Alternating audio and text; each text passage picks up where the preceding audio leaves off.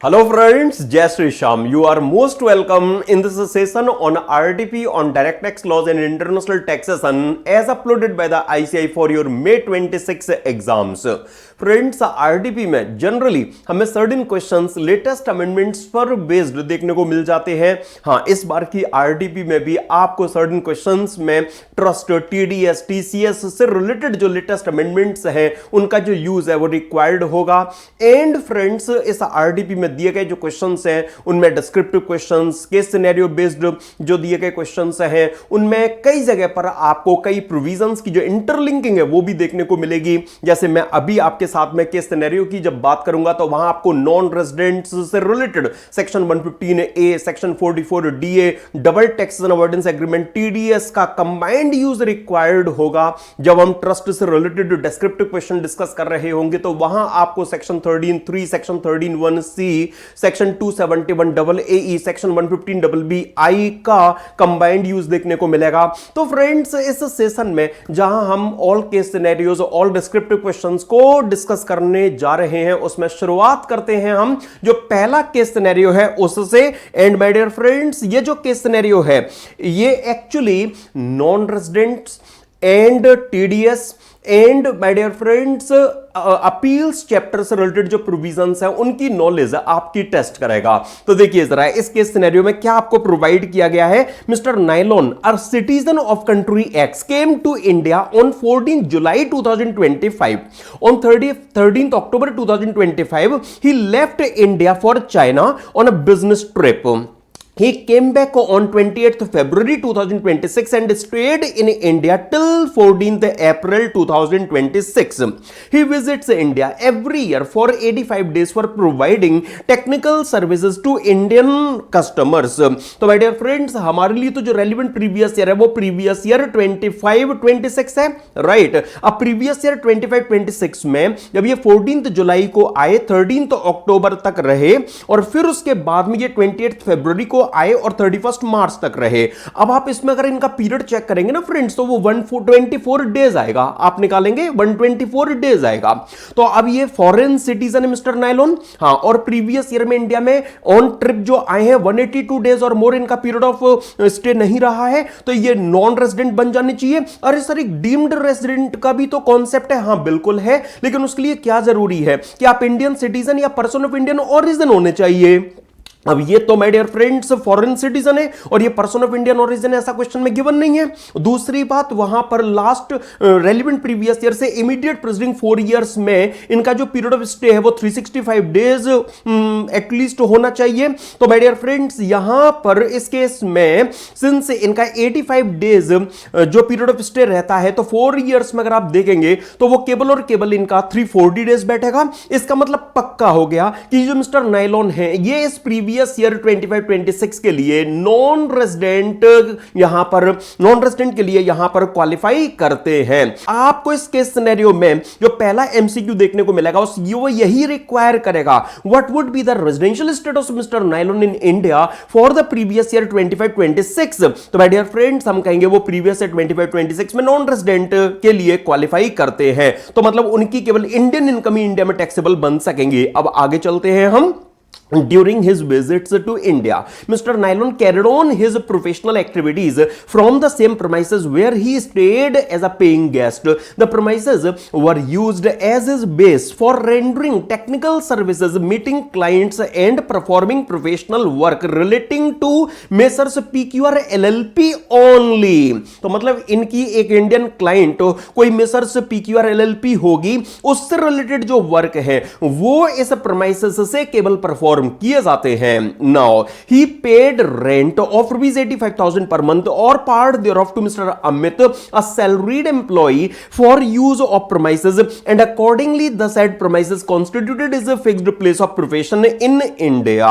तो फ्रेंड्स, अब यहां पर ये जो मिस्टर नाइलॉन है नॉन रेजिडेंट है, इन्होंने प्रीवियस ईयर में एक सैलरीड पर्सन मिस्टर अमित को 50,000 rupees per month, 50,000 rupees per month से ज्यादा का जो रेंट है वो पे किया है। इसलिए हम क्या कहेंगे कि ये मिस्टर नायलॉन है उनको इस रेंट पर अगर हमसे कोई ये पूछे कि क्या टीडीएस काटने की रिक्वायरमेंट राइज होगी, यस, उन्हें 2% जो टीडीएस है वो यहां पर डिडक्ट करना होगा। और माय डियर फ्रेंड्स, मैं आपको याद दिला दूं सेक्शन 194 आईबी, सेक्शन 194 आईबी में ऐसे पेयर जिनके लिए 194 आई में टीडीएस काटना रिक्वायर ना बन पा रहा हो, वहां टैक्स ऑडिट की रिक्वायरमेंट वाले जो इंडिविजुअल एचयूएफ है वो ब्रॉडली स्पीकिंग कवर्ड है, ब्रॉडली स्पीकिंग। ओके, तो यहां इस केस में फ्रेंड्स ये जो मिस्टर नायलॉन है वो मिस्टर अमित का 194 आईबी में 2% जो टैक्स डिडक्शन है उसके लिए रिक्वायर्ड बनेंगे। क्या इस रेजिडेंट का टीडीएस के टाइम पर पेयर के द्वारा सेस भी काटा जाएगा? Then answer is absolutely no.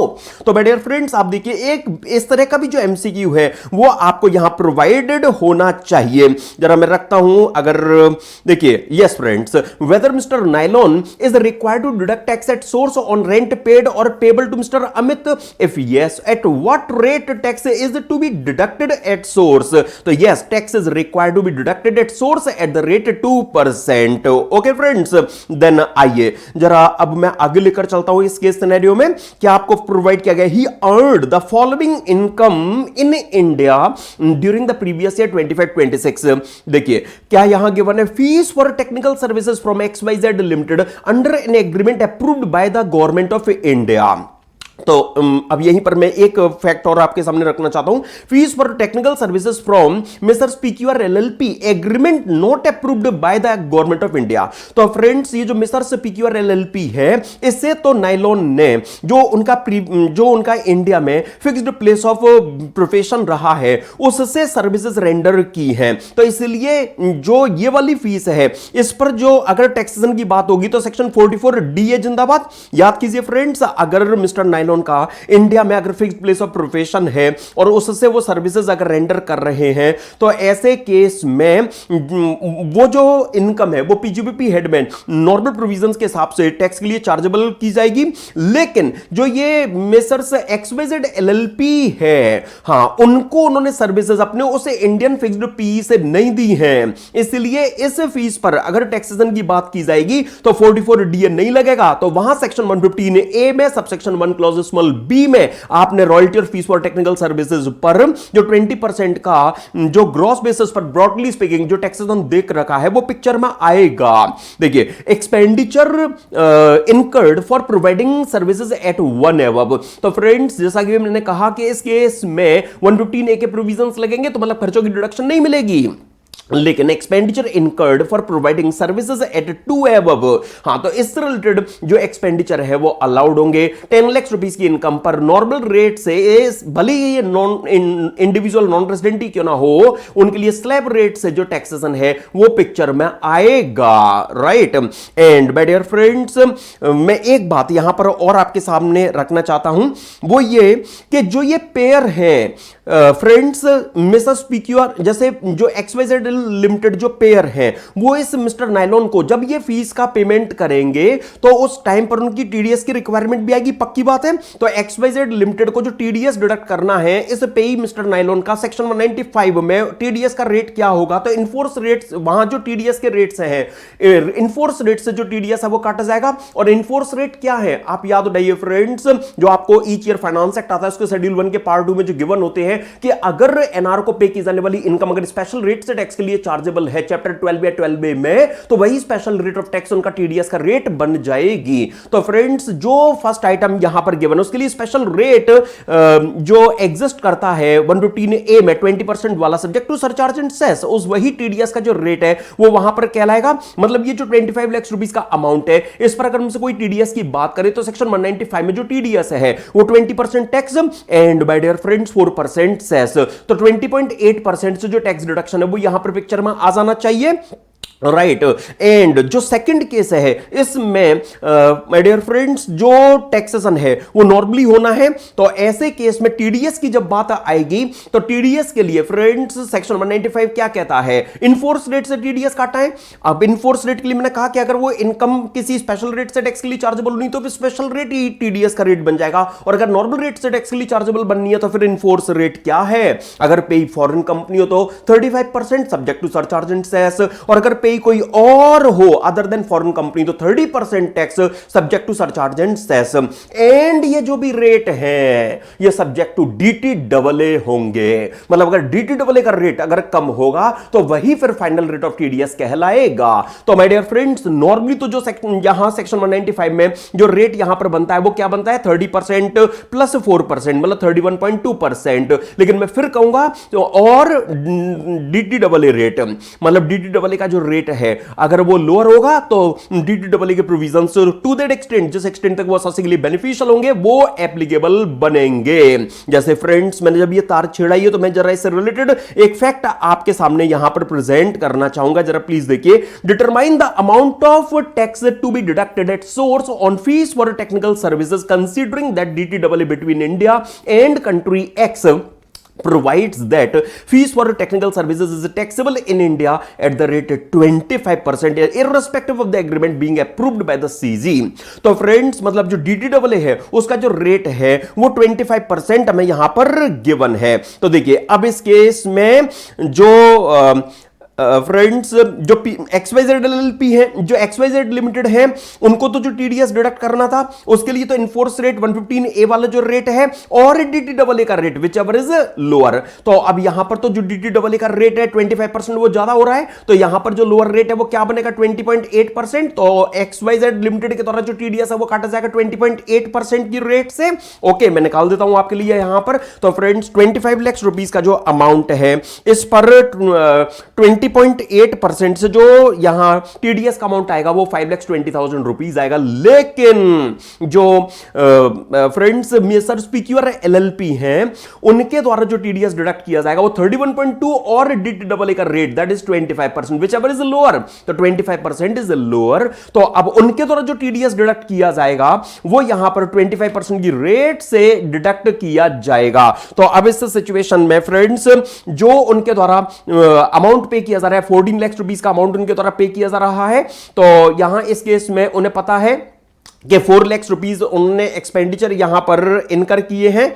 तो इस केस में एक मिनट यहां 10 lakh, yes friends 14 lakh rupees का जो फीस का जो अमाउंट यहां पर एग्जिस्ट कर रहा है 25% जो रेट है, यस 25% का जो रेट है दैट इज 3,50,000 रुपीस का जो TDS का अमाउंट है वो यहां पर एग्जिस्ट कर रहा है। और अगर हम यहां पर क्वेश्चन क्या रिक्वायर कर रहा था, क्वेश्चन यही रिक्वायर कर रहा था कि जो XYZ लिमिटेड और PQR LLP के द्वारा जो TDS है वो कितना कितना डिडक्ट किया जाएगा। तो जो XYZ लिमिटेड है वो 5,20,000 रुपीस और जो PQR LLP उनके द्वारा 3,50,000 रुपीस का जो TDS है वो डिडक्ट किया जाएगा। अच्छा, एक बात मैं यहां पर और ऐड करना चाहूंगा जस्ट एडिशनली कि अगर ये जो PQR LLP है अगर ये EO को अगर ये अप्लाई करती कि देखो हमारे द्वारा पे किया जाने वाला जो अमाउंट है वो टोटल पे की एंड्स में टैक्स के लिए चार्जेबल नहीं होना है, उन्हें खर्चों की डिडक्शन भी मिलनी है, तो फिर उस केस में EO उनको कह सकता था कि चलो ठीक है आप 10 लाख रुपीस के अमाउंट पर ही TDS काट लेना, तो उस केस में हम खर्चों को कंसीडरेशन में लेते at the time of TDS। यहां पर ऐसी कोई बात नहीं है,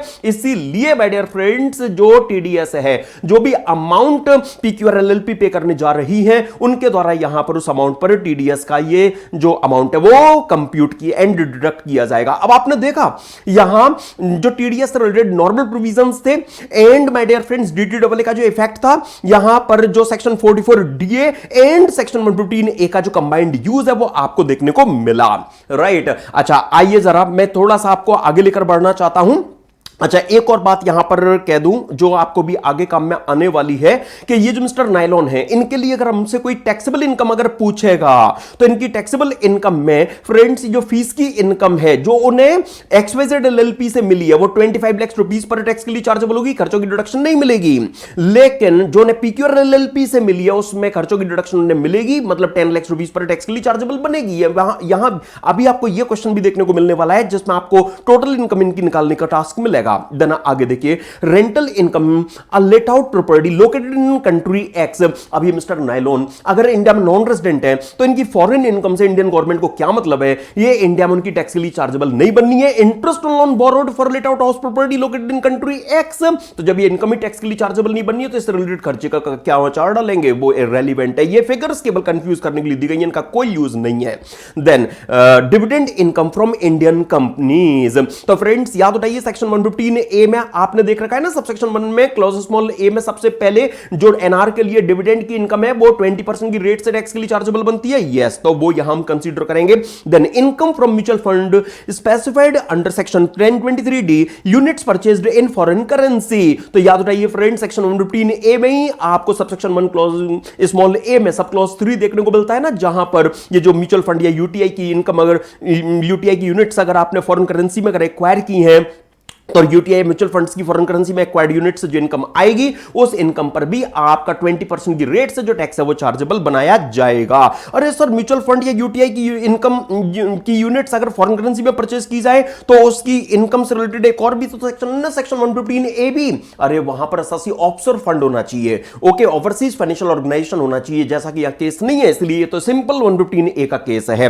then friends, interest on debentures of Indian company subscribed in foreign currency. तो मतलब इंडियन कंपनी ने फॉरेन करेंसी में जो मनी है वो बोरो किया है, हां, डिवेंचर्स के थ्रू, तो उस पर जो इंटरेस्ट इनकम मिस्टर नायलॉन को हो रही है सेक्शन 115A में ही ये टैक्स के लिए चार्जेबल बनेगी माय डियर फ्रेंड्स। किस रेट से? तो 20% की रेट से। अब देखिए यहां आपको क्या रिक्वायर किया गया है, what would be the total income of mister nylon for the suspended 26-27। तो टोटल इनकम में फ्रेंड्स जो ये फीस की इनकम है उनके अलावा एक तो ये डिविडेंड इनकम 8 लाख रुपीस पर हम कंसीडर कर लेंगे, और इसके अलावा 75,000 रुपीस पर माय डियर फ्रेंड्स वो यूनिट से जो इनकम इनकी हुई है वो कंसीडर कर लेंगे, और 1,50,000 रुपीस हम इनकी जो इंटरेस्ट ऑन डिवेंचर्स की इनकम है वो भी यहां पर कंसीडरेशन में ले लेंगे। तो इस तरह से जो इनकी इनकम टैक्स के लिए चार्जेबल यहां पर निकल कर आएगी माय डियर फ्रेंड्स, मैं निकालता हूं वो 45,45,000 रुपीस पर निकल कर आएगी। तो हां, 45,45,000 रुपीस हम कह सकते हैं यहां पर करेक्ट आंसर बनता है।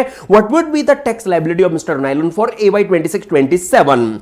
तो टैक्स लायबिलिटी की जहां तक बात है माय डियर फ्रेंड्स, यहां जो इनकी जो 25 लाख रुपीस वाली इनकम है उस पर तो हम जान चुके हैं, जो इनका टैक्स निकल कर आना है माय डियर फ्रेंड्स वो 20% की रेट से टैक्स निकल कर आना है, ओके। और जो इनकी इंटरेस्ट ऑन डिवेंचर्स और फॉरेन करेंसी में परचेज्ड यूनिट से जो इनको इनकम हुई है उस पर 20% की रेट से टैक्स यहां पर निकल कर आएगा, राइट ना फ्रेंड्स। अभी एक मिनट, यहां यस, इन पर 20% की रेट से, इवन जो डिविडेंड इनकम है उस पर भी 20% की रेट से जो टैक्स है वो यहां पर इनका निकाला जाएगा, और ये वाली जो इनकम है, जो इन्हें 44DA वाली जो इनकम है उस पर जो टैक्स है वो हम डिस्कस कर चुके हैं कि स्लैब रेट्स से चार्जेबल कहलाएगा। तो अब आप देख लीजिए यहां इस केस में जो 25 लाख रुपीस की इनकम है इस पर मैंने टैक्स निकाला तो 5 लाख रुपीस आएगा, 25 लाख पर 20%। एंड माय डियर फ्रेंड्स, ये जो 9,50,000 प्लस 75,000 रुपीस, इन पर अगर मैं 20% से आपके लिए टैक्स निकालता हूं तो वो टैक्स आएगा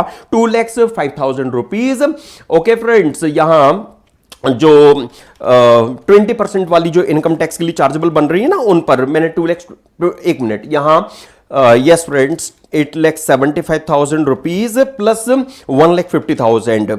तो माय डियर फ्रेंड्स यहां 20% की रेट से जो टैक्स है वो 2,05,000 रुपीज आ गया, और 10 लाख रुपीज में से वो 8 लाख रुपीज हटा देते हैं, है ना। 2 लाख रुपीज जो बचा उस पर 10% टैक्स निकालते हैं, और बाकी जो 4 लाख रुपीज है उस पर 5% की रेट से भी टैक्स है, वही 20,000 रुपीज, मतलब यहां 40,000 रुपीज का इनका टैक्स आएगा। अब क्योंकि आपको पता है ना कि 4 लाख रुपीज तक इनकम एग्जेम्प्ट है, अगले 4 लाख पर 5% से 20,000, और 8 लाख से ऊपर जो बचा हुआ 2 लाख है उस पर 5% से 20,000। तो इस तरह से जो माय डियर फ्रेंड्स इनकी टैक्स की जो फिगर आएगी वो एक्चुअली निकालता हूं मैं आपके लिए 2,45,000 रुपीज प्लस 5 लाख, तो 7,45,000 रुपीज टैक्स हो गया, और वो 4% सेस निकाल देंगे यहां पर हम, राइट। हाँ, तो यहां इस केस में 7,74,800 ये इनकी जो टैक्स लायबिलिटी है वो यहां पर निकल कर आनी चाहिए। तो फ्रेंड्स यस, 7,74,800 ये इनकी जो टैक्स लायबिलिटी है वो यहां पर कहलाएगी, ओके। आइए जरा अब इस केस सिनेरियो का एक इंडिपेंडेंट पार्ट रखता हूं मैं आपके लिए। Mr Nylon is paying tax as per section 115 BSE, हमने तो टैक्स भी उसी हिसाब से भी निकाला था। His sister Mrs Nile married to an Indian citizen and resided in India. तो उनकी जो सिस्टर है वो इंडिया में रिजाइड कर रही है। She is proprietor of Mrs dynasty beauty lounge, The assessment for the suspended 24-25 Mr. Dynasty Beauty Lounge was made under section 143(3) on 1st December 2025. The assessing officer added rupees 16 lakhs on account of unexplained expenditure. However, she contended before the CIT appeal that this is a professional in fees paid to a consultant but could not substantiate with any invoice. The CIT appeal didn't accept the contention of the assessee and passed the order against her on 15th March 2026.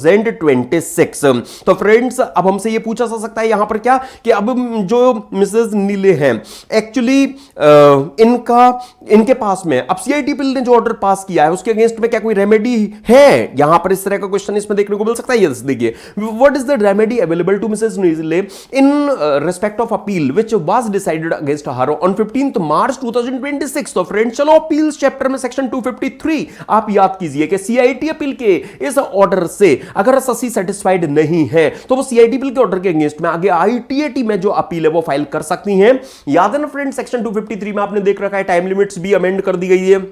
Actually जो order sought to be appealed like CIT bill का order जिस month में Mrs Nile को receive हुआ होगा उस month के close होने से 2 मंथ्स के अंदर वो आईटीटी के पास में जो अपील है वो लेकर जा सकती हैं। तो हां, उनके पास में ये राइट है कि वो आईटीटी के पास में अपील फाइल कर सके। तो friends, yes, she can file appeal to appellate tribunal under section 253। Okay friends, आइए अब मैं रुक करूंगा जो अगला केस सिनेरियो है उसका। ये जो केस सिनेरियो अब आप देखने जा रहे हैं फ्रेंड्स, इसमें आपसे capital gains, assessment procedure and appeals and revision पर रिवीजन वाला जो पार्ट है उससे रिलेटेड जो नॉलेज है वो टेस्ट की जाएगी। देखिए जरा क्या यहां गिवन है। Mister Kunal Verma, a resident individual and partner in consulting firm, filed his return of income for the suspended 26-27 under section 139(1).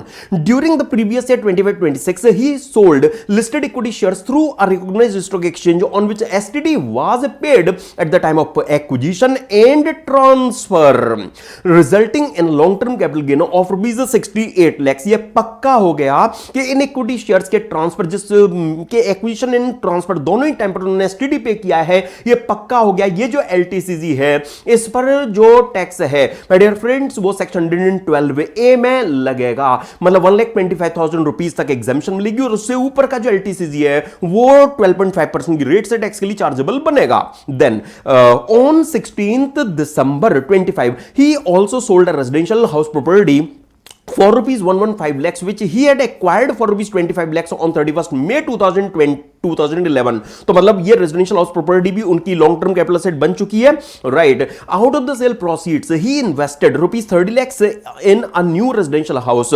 तो मतलब इस हद तक वो सेक्शन 54 में एग्जेम्पशन भी ले सकेंगे क्योंकि उन्होंने हाउस ही बेचा और उसके बेचने के बाद में उन्होंने within 2 years from the date of transfer उन्होंने 30 lakhs रुपीज का जो अमाउंट है वो इन्वेस्ट कर दिया है। मतलब हम ये मानकर चलेंगे कि उन्होंने टाइमली ये जो नया हाउस है वो परचेज कर लिया होगा। Now share of profit, yes friends, share of profit and remuneration from the consulting firm was rupees 2,50,000 and 3,35 lakhs respectively. तो फ्रेंड्स आपको पता है ना कि जो प्रॉफिट शेयर इन फर्म है वो तो एग्जेम्प्ट है, उसका तो मैं कुछ नहीं करना, लेकिन जो रिम्यूनरेशन है उसके लिए इस पार्टनर के एंड्स में पीजीबीपी एड में चार्जेबिलिटी बनेगी। Such remuneration is fully allowable is deductible under section 40B in the hands of consulting firm. तो ये पक्का हो गया कि ये जो रिम्यूनरेशन का पूरा अमाउंट है ये कुणाल वर्मा के हैंड्स में पीजीबीपी हेड में टैक्स के लिए चार्जेबल बनेगा, राइट। अच्छा फ्रेंड्स, मैं आपको याद दिला दूं कि अब सेक्शन 194T आपने टीडीएस चैप्टर में देख रखा है। इस रिम्यूनरेशन पर जो कंसल्टिंग फर्म है उनके द्वारा जो टीडीएस है वो भी 10% की रेट से सेक्शन 194T में डिडक्ट किया गया होगा, ओके। क्योंकि 20,000 रुपीज से ज्यादा का अगर रिम्यूनरेशन होता है तो 194T में जो टैक्स डिडक्शन के नए प्रोविजंस है वो माय डियर फ्रेंड्स इफेक्ट में आ गए हैं। अच्छा देखिए आगे, further during the year mister Verma purchased a foreign tour package for rupees 28 lakhs on which tax was collected at source under section 206C subsection 1G and correctly reflected in his form 26AS। अच्छा, पहले मैं आपको यह recall करा दूं कि जो foreign tour package को लेकर अगर टैक्स कलेक्ट हुआ है तो यह पक्की बात है कि 28 लाख रुपीस में से 10 लाख रुपीस के अमाउंट पर तो जो टीसीएस है वो 5% की रेट से, my dear friends, 50,000 rupees collect हुआ होगा, और जो बैलेंस 18 लाख रुपीस का अमाउंट है उस पर 20% की रेट से जो टीसीएस है वो 3,60,000 rupees, my dear friends, collect हुआ होगा। पक्की बात है। तो यहां इस केस में हम कह सकते हैं कि इनका जो टीसीएस है वो TCS basically 4,10,000 rupees, 4,10,000 rupees my dear friends collect हुआ होगा। तो जो tax section 206C subsection 1G में जो अमेंडमेंट आई, पहले 7 लाख रुपीज पर स्लैब ब्रेक होता था, वो 10 लाख पर अब ब्रेक होने लगा है ना। फाइनेंस एक्ट 2025 की जो अमेंडमेंट है वो मैंने केवल रेफरेंस आपको कराई। However, he failed to claim credit for such TCS in the return of income and also didn't properly disclose the transaction in the relevant schedule. The return was processed under section 143(1), wherein excess tax liability was computed due to incorrect treatment of long-term capital gain. Credit for TCS was not allowed, and interest under section 234 ABC was levied. By that time, Mr. Verma noticed these errors. The time limit for filing revised return under section 139(5) as well as for seeking rectification under section 154 had expired. Consequently, he filed a revision petition under section 264 before the Principal Commissioner of Income Tax, enclosing contract notes, investment proofs and form 26AS, and contended that the mistakes were bona fide and had resulted in undue hardship. The Principal Commissioner, however, rejected the revision petition on the ground that once the assessee had consciously offered the income to tax, the return could not be altered by invoking the provisions of section 264. Mr. Kunal Verma is paying tax as per section 115 BSE और CII भी हमें ये यहां दे दिए गए।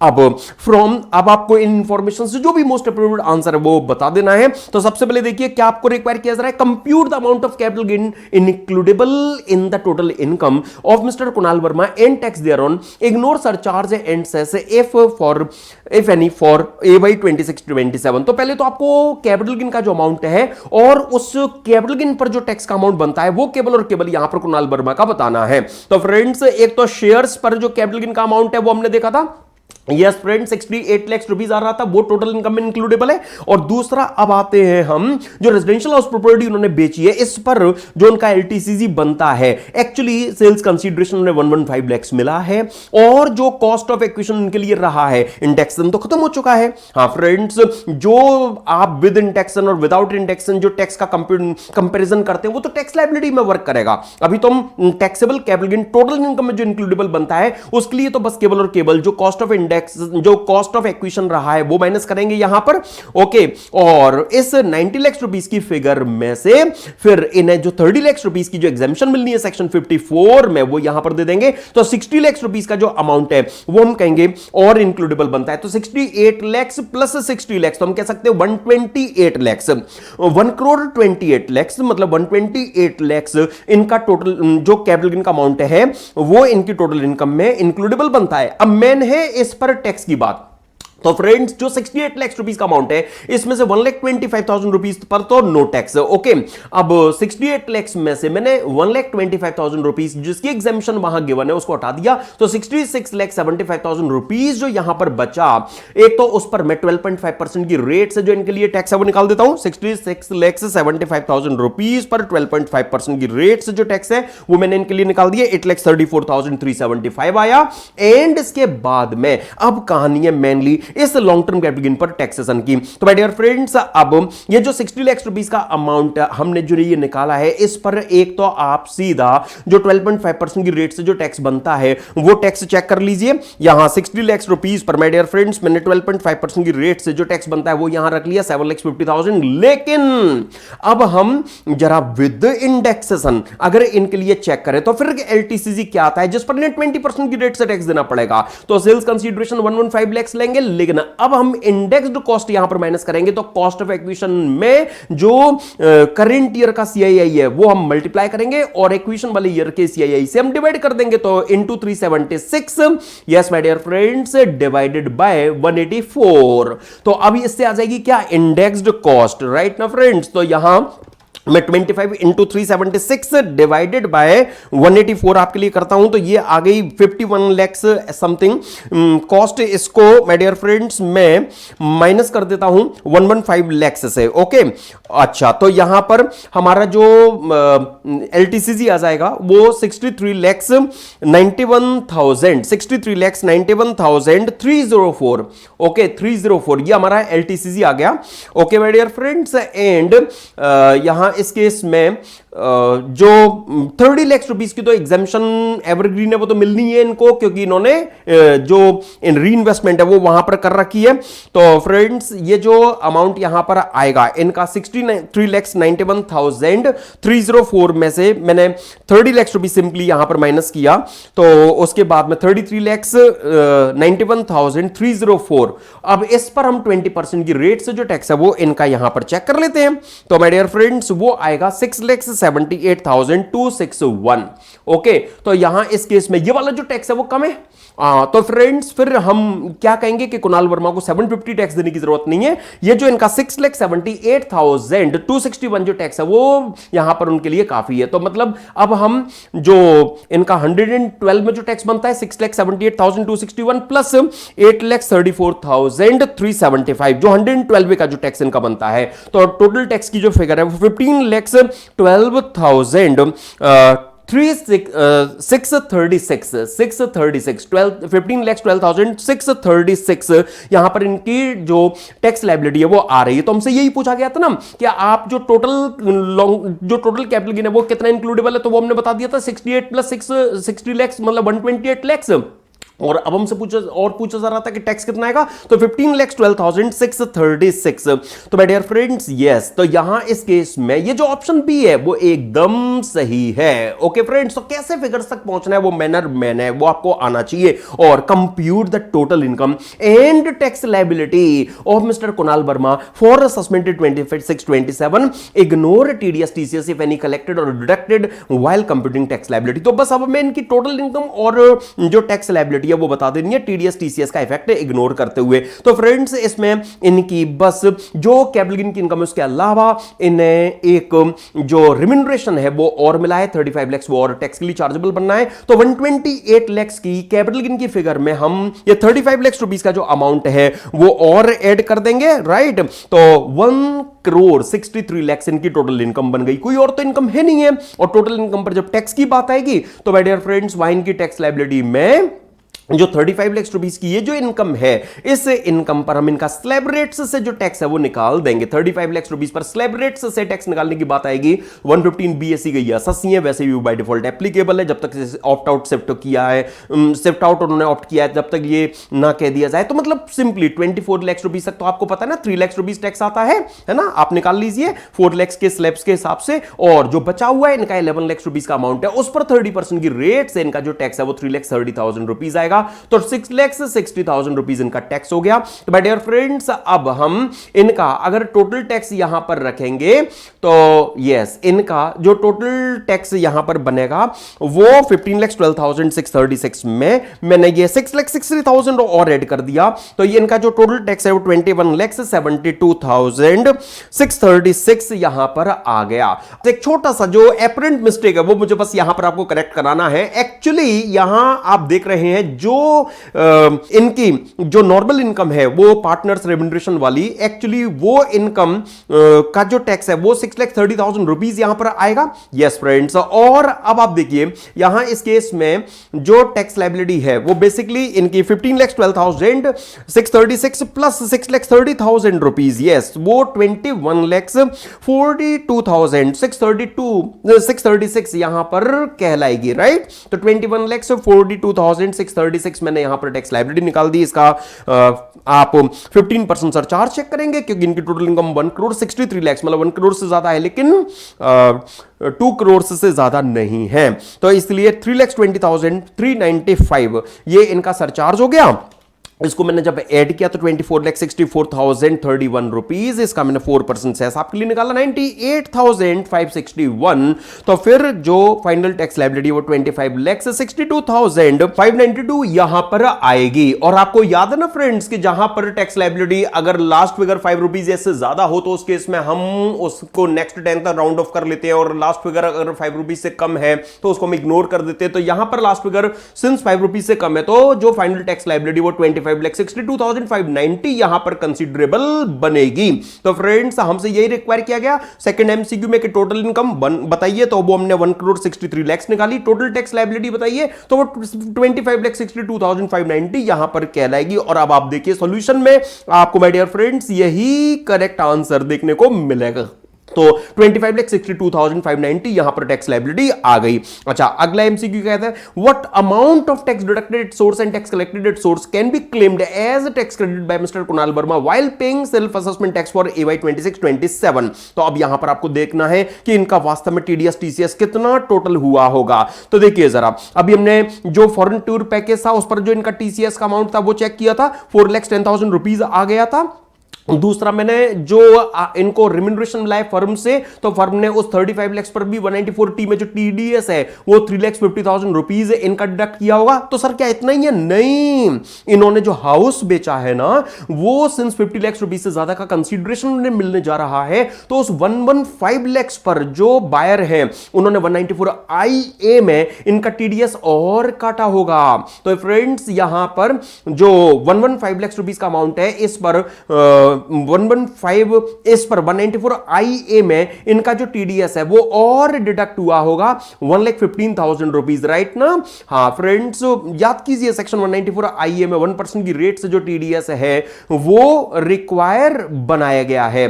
तो ये इनका 194IA में जो टीडीएस है वो और हुआ होगा। सर इतना ही है क्या? तो जरा चेक कर लेते हैं यहां और कहीं पर कोई टैक्स डिडक्शन इनका रिक्वायर बना होगा क्या। तो आई थिंक यही इनके लिए यस माय डियर फ्रेंड्स, ये इनका जो टीडीएस है वो यहां हुआ होगा।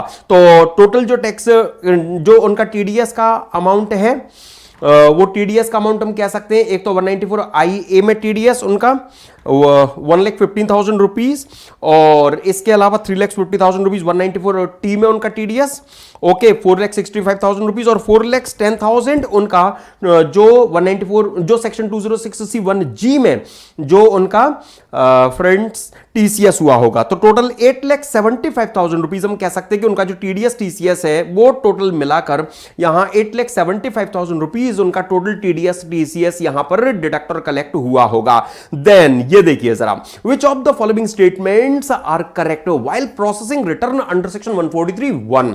देखिए स्टेटमेंट में recomputation of long term capital gains based on figures available in the return and schedules can be made if the claim is incorrect and apparent from information furnished. The answer is yes my dear friends. अगर return में furnish की जाने वाली information से apparent कोई incorrect claim अगर है तो याद कीजिए friends, arithmetical error, apparent incorrect claim वहां करेक्शन के लिए एलिजिबल है। तो फ्रेंड्स ये जो क्लेम है वो रिटर्न की प्रोसेसिंग के दौरान करेक्ट किया जा सकता है, लेकिन ये देखना credit of TCS reflected in form 26AS must be allowed even if the assessee has neither claimed the credit nor disclosed the transaction properly in the return. The answer is no.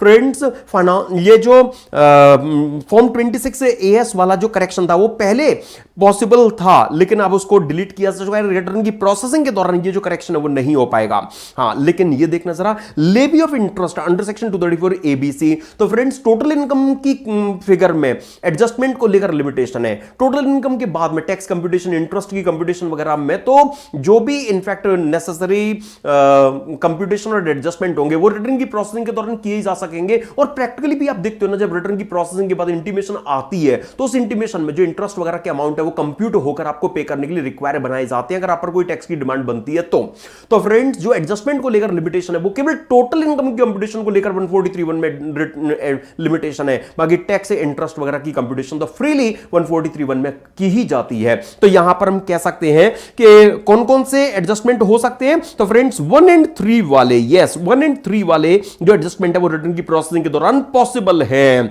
और जरा ये देखिए please, which of the following is correct legal position with respect to reject of revision petition under section 264 before the principal commissioner of income tax.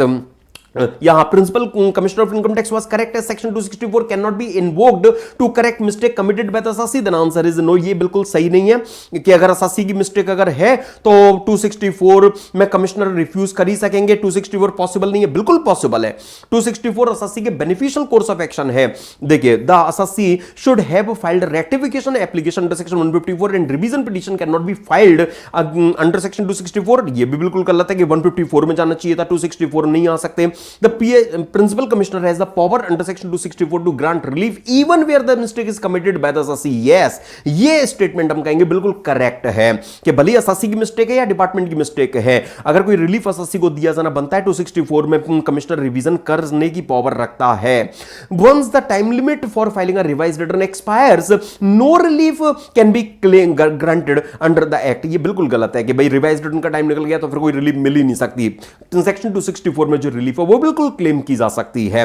Friends, मैं आपको याद दिलाता हूं, देखिए ये नहीं कहा जा सकता, मैं जस्ट एडिशनली एक बात आपके साथ डिस्कस कर रहा हूं कि सर 143(1) में रिटर्न की प्रोसेसिंग हुई तो फिर 264 में रिवीजन कैसे हो सकता है। 264 में तो केवल ईओ के ऑर्डर का रिवीजन ही पॉसिबल है, 143(1) की इंटीमेशन का रिवीजन कैसे हो सकता है। तो याद कीजिए दिसंबर 21 का एग्जाम में दिया गया जो क्वेश्चन हमने डिस्कस किया था उसे फ्रेंड्स दिसंबर 21 में जो आपको एग्जाम में क्वेश्चन प्रोवाइड किया गया था वहां पर भी इस तरह की बात हमने डिस्कस की थी कि 264 के लिए, सेक्शन 264 के लिए जो 143(1) की इंटीमेशन है वो एक ऑर्डर की तरह ट्रीट की जाएगी। यस फ्रेंड्स, मतलब ये जस्ट एक स्पेशल पॉइंट है, इसलिए मैं आपको ये यहां रिफ्रेश करा रहा हूं। दिसंबर 21 का जो क्वेश्चन हमने डिस्कस किया था वहां पर भी असेसी से कैपगेन जो टैक्सेशन के लिए उन्होंने रिटर्न में ऑफर किया था उसमें उनसे गलती हो गई थी, तो वो 264 में रिवीजन के लिए गए थे। तो कमिश्नर ने कहा था कि नहीं 143(1) तो इंटीमेशन में मैं इसे कैसे कर दूं। तो 264 का जो स्कोप है वो वाइड है, वहां असेसी की मिस्टेक का करेक्शन उनको मिलना चाहिए, उनको रिलीफ अगर मिलना बनता है तो कमिश्नर की ड्यूटी बनती है कि वो दी जानी चाहिए। वहां भी हमने डिस्कस किया था कि सेक्शन 264 के लिए 143(1) की जो इंटीमेशन है वो एक ऑर्डर की तरह ट्रीट की जाएगी और असेसी की मिस्टेक को कोई फर्क नहीं पड़ता है। ऐसे केस में पहले तो ईओ की ड्यूटी बनती है कि असेसी को हेल्प करे और अगर वो नहीं कर रहा है तो कमिश्नर की ड्यूटी बनती है कि वो यहां पर उनके रिवीजन पिटीशन को रिजेक्ट ना करे। अगर वो करते हैं तो वो एक्ट उनका वैलिड नहीं कहलाएगा। तो ये एक स्पेशल पॉइंट था, इसलिए मैंने फ्रेंड्स आपको यहां पर ये बस केवल एडिशनली रिफ्रेश कराया। ओके, और आइए जरा एक इंडिपेंडेंट एमसीक्यू में मैं आपको लेकर चलता हूं जो ब्लॉक असेसमेंट से रिलेटेड आपको इस आरडीपी में दिया गया है। अ search was conducted on mister A in March 26 and proceedings under section 158BC were initiated. Consequently, the regular assessment proceedings for AY 24-25 were considered abated.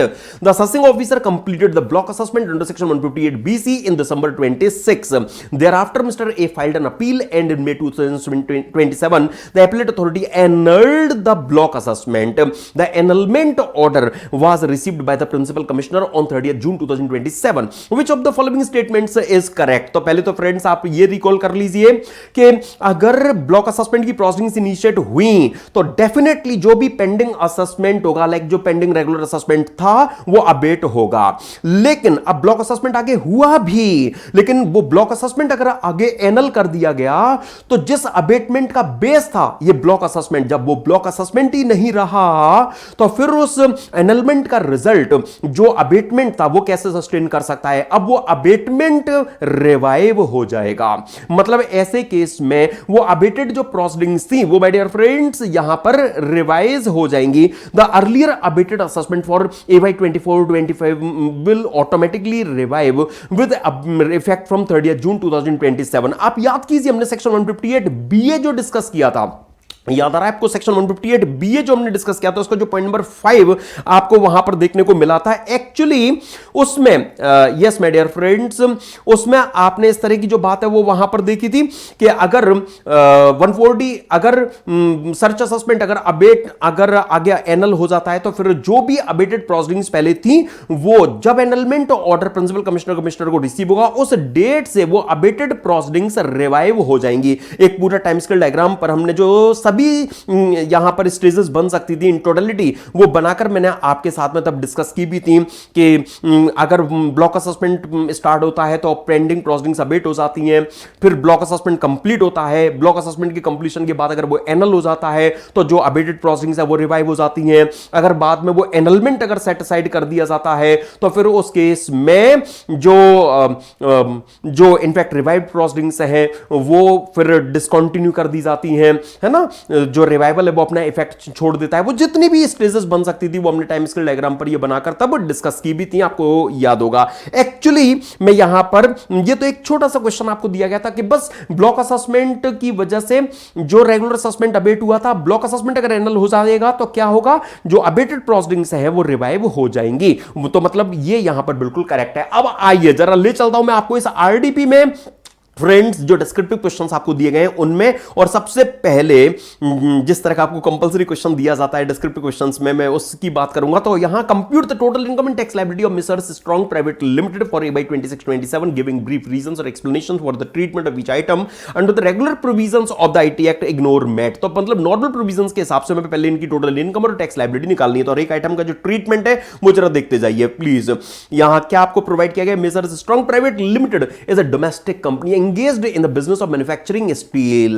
Okay, the statement of P&L for previous and ended 31st March 26 so shows a net profit of 85,20,000 after debiting and crediting the following items. Depreciation charged on property, plant and equipment rupees 10,15,000. पता नहीं कैसे इन्होंने debit कर रखा है, हम तो income tax rules वाला नीचे देखने को मिलेगा, वो लेस करेंगे, इसको एड बैक करेंगे। Employer contribution to PEPF of rupees 8 lakhs together with a similar amount of employees contribution for the month of March 26 was remitted on 20th July 26।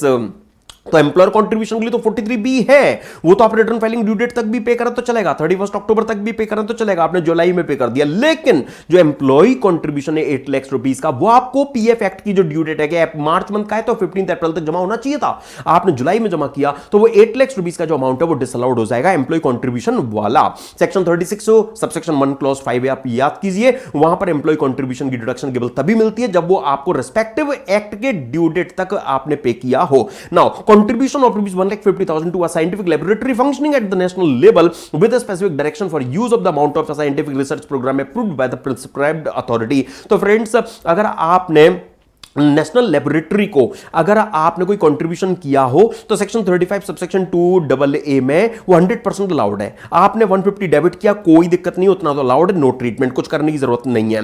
Then friends advertisement expenses include an amount of 58,000 paid by way of an account cheque for advertisement published in the souvenir issued by political party on the appropriate on which appropriate tax was deducted. तो friends सबसे पहले तो आप याद कीजिए, आपने section 37(2) भी देख रखा है जो क्या कहता है कि जो भी पॉलिटिकल पार्टी में एडवर्टाइजमेंट पर अगर आपने एक्सपेंस किया है तो वो एक्सपेंस आपका डिसअलाउड होगा। तो पहले पीजीबीपी के लिए तो हम इसको ऐड बैक कर देंगे। लेकिन फिर फ्रेंड्स आपने सेक्शन 80(b) भी देख रखा है, वो क्या कहता है कि कंपनी ने अगर पॉलिटिकल पार्टी को एडवर्टाइजमेंट के लिए कोई अमाउंट एक्सपेंस किया है तो फिर उसकी वो अगेंस्ट जीटीआई 80(b) में जो डिडक्शन है वो ले सकेंगी, तो वो हम अगेंस्ट जीटीआई इनको डिडक्शन दे देंगे। The company has made provision for gratuity based on actual valuation of rupees 5 lakhs actual gratuity paid amounting to rupees 1,20,000 during financial 25-26 was debited to provision for gratuity account। तो provision for gratuity तो disallowed है, लेकिन इन्होंने 5 lakhs में से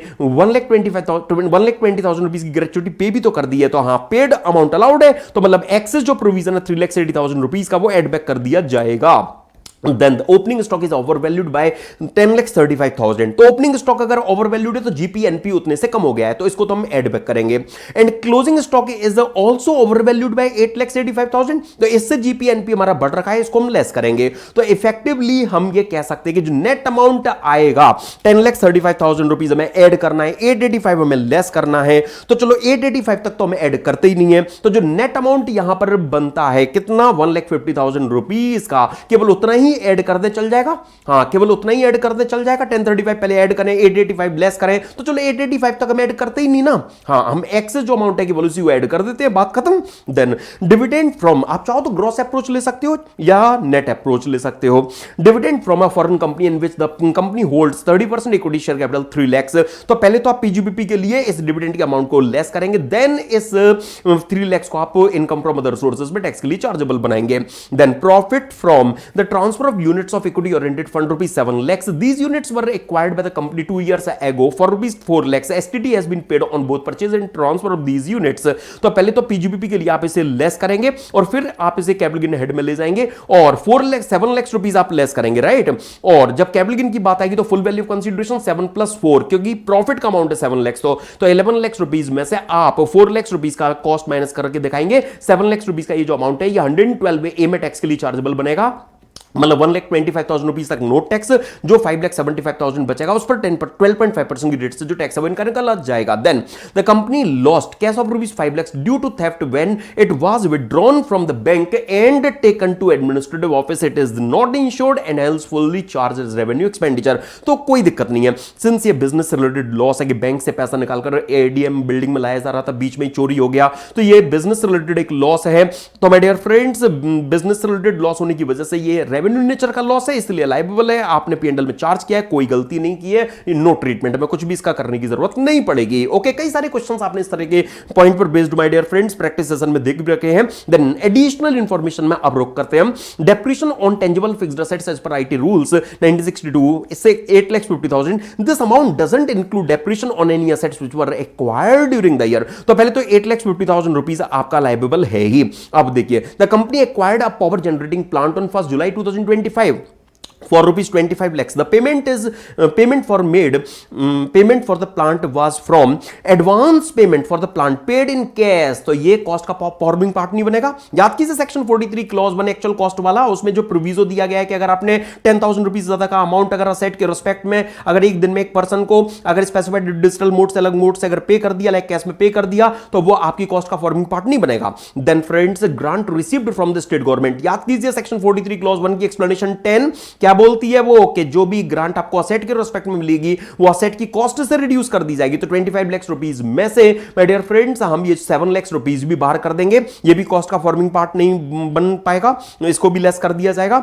हाँ, remaining payment for the plant through banking channel कितना 15 लाख, तो ये कॉस्ट फाइनली बचेगी। इस पर आप my dear friends 15% normal depreciation और 20% एडिशनल डेप्रिसिएशन दे सकेंगे। एक तो पीरियड आप देख लीजिए फ्रेंड्स, 180 डेज और मोर है यहां पर, है ना फ्रेंड्स।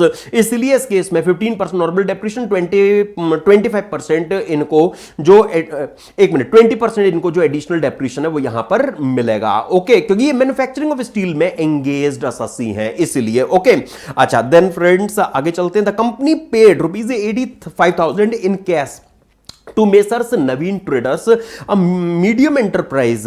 तो फ्रेंड्स ये माइक्रो या स्मॉल एंटरप्राइज नहीं है। ओके, तो इसलिए यहां पर वो सेक्शन 43B क्लॉज H वगैरह की बात मत मन में लाना, ये मीडियम एंटरप्राइज है। ओके, अच्छा, on 15 April 2025 for purchase of raw material on 31 मार्च 2025। तो मतलब क्या ये प्रीवियस ईयर 24-25 से रिलेटेड एक्सपेंस है, प्रीवियस ईयर 24-25 से रिलेटेड एक्सपेंस का इन्होंने करंट ईयर में पेमेंट किया है और 10,000 रुपीज ज्यादा का जो अमाउंट है वो उन्होंने कैश में पे कर दिया है। There was no written agreement between the parties. The expenditure was allowed as deduction on due basis. तो फ्रेंड्स अब याद कीजिए सेक्शन 40A3 में, section 40 capital A subsection 3A में आपने क्या देख रखा है कि अगर आपने किसी एक्सपेंस की पहले डिडक्शन ले रखी है ड्यू बेसिस पर और अगर उसके बाद आपको 10,000 रुपीज से ज्यादा 10,000 रुपीज ज्यादा का जो अमाउंट है वो स्पेसिफाइड डिजिटल मोड से अलग मोड से एक दिन में एक पर्सन को एक बार में एक से अधिक बार में कर देते हैं तो वो आपकी डिम्ड इनकम कहलाएगी। इसका मतलब 85,000 रुपीज यहां पर ससी कंपनी के लिए डिम्ड इनकम बन जाएगी। Now a regular supplier of raw materials, yes my dear friends, agreed for settlement of ₹14 lakhs instead of ₹18 lakhs for poor quality of material supplied during last year. तो 4 lakhs rupees friends section 41(1) याद कीजिए deemed income के लिए यहां पर qualify कर जाएगा। Then the company distributed dividend of rupees 1,50,000 on 15th October 2026 to its shareholders.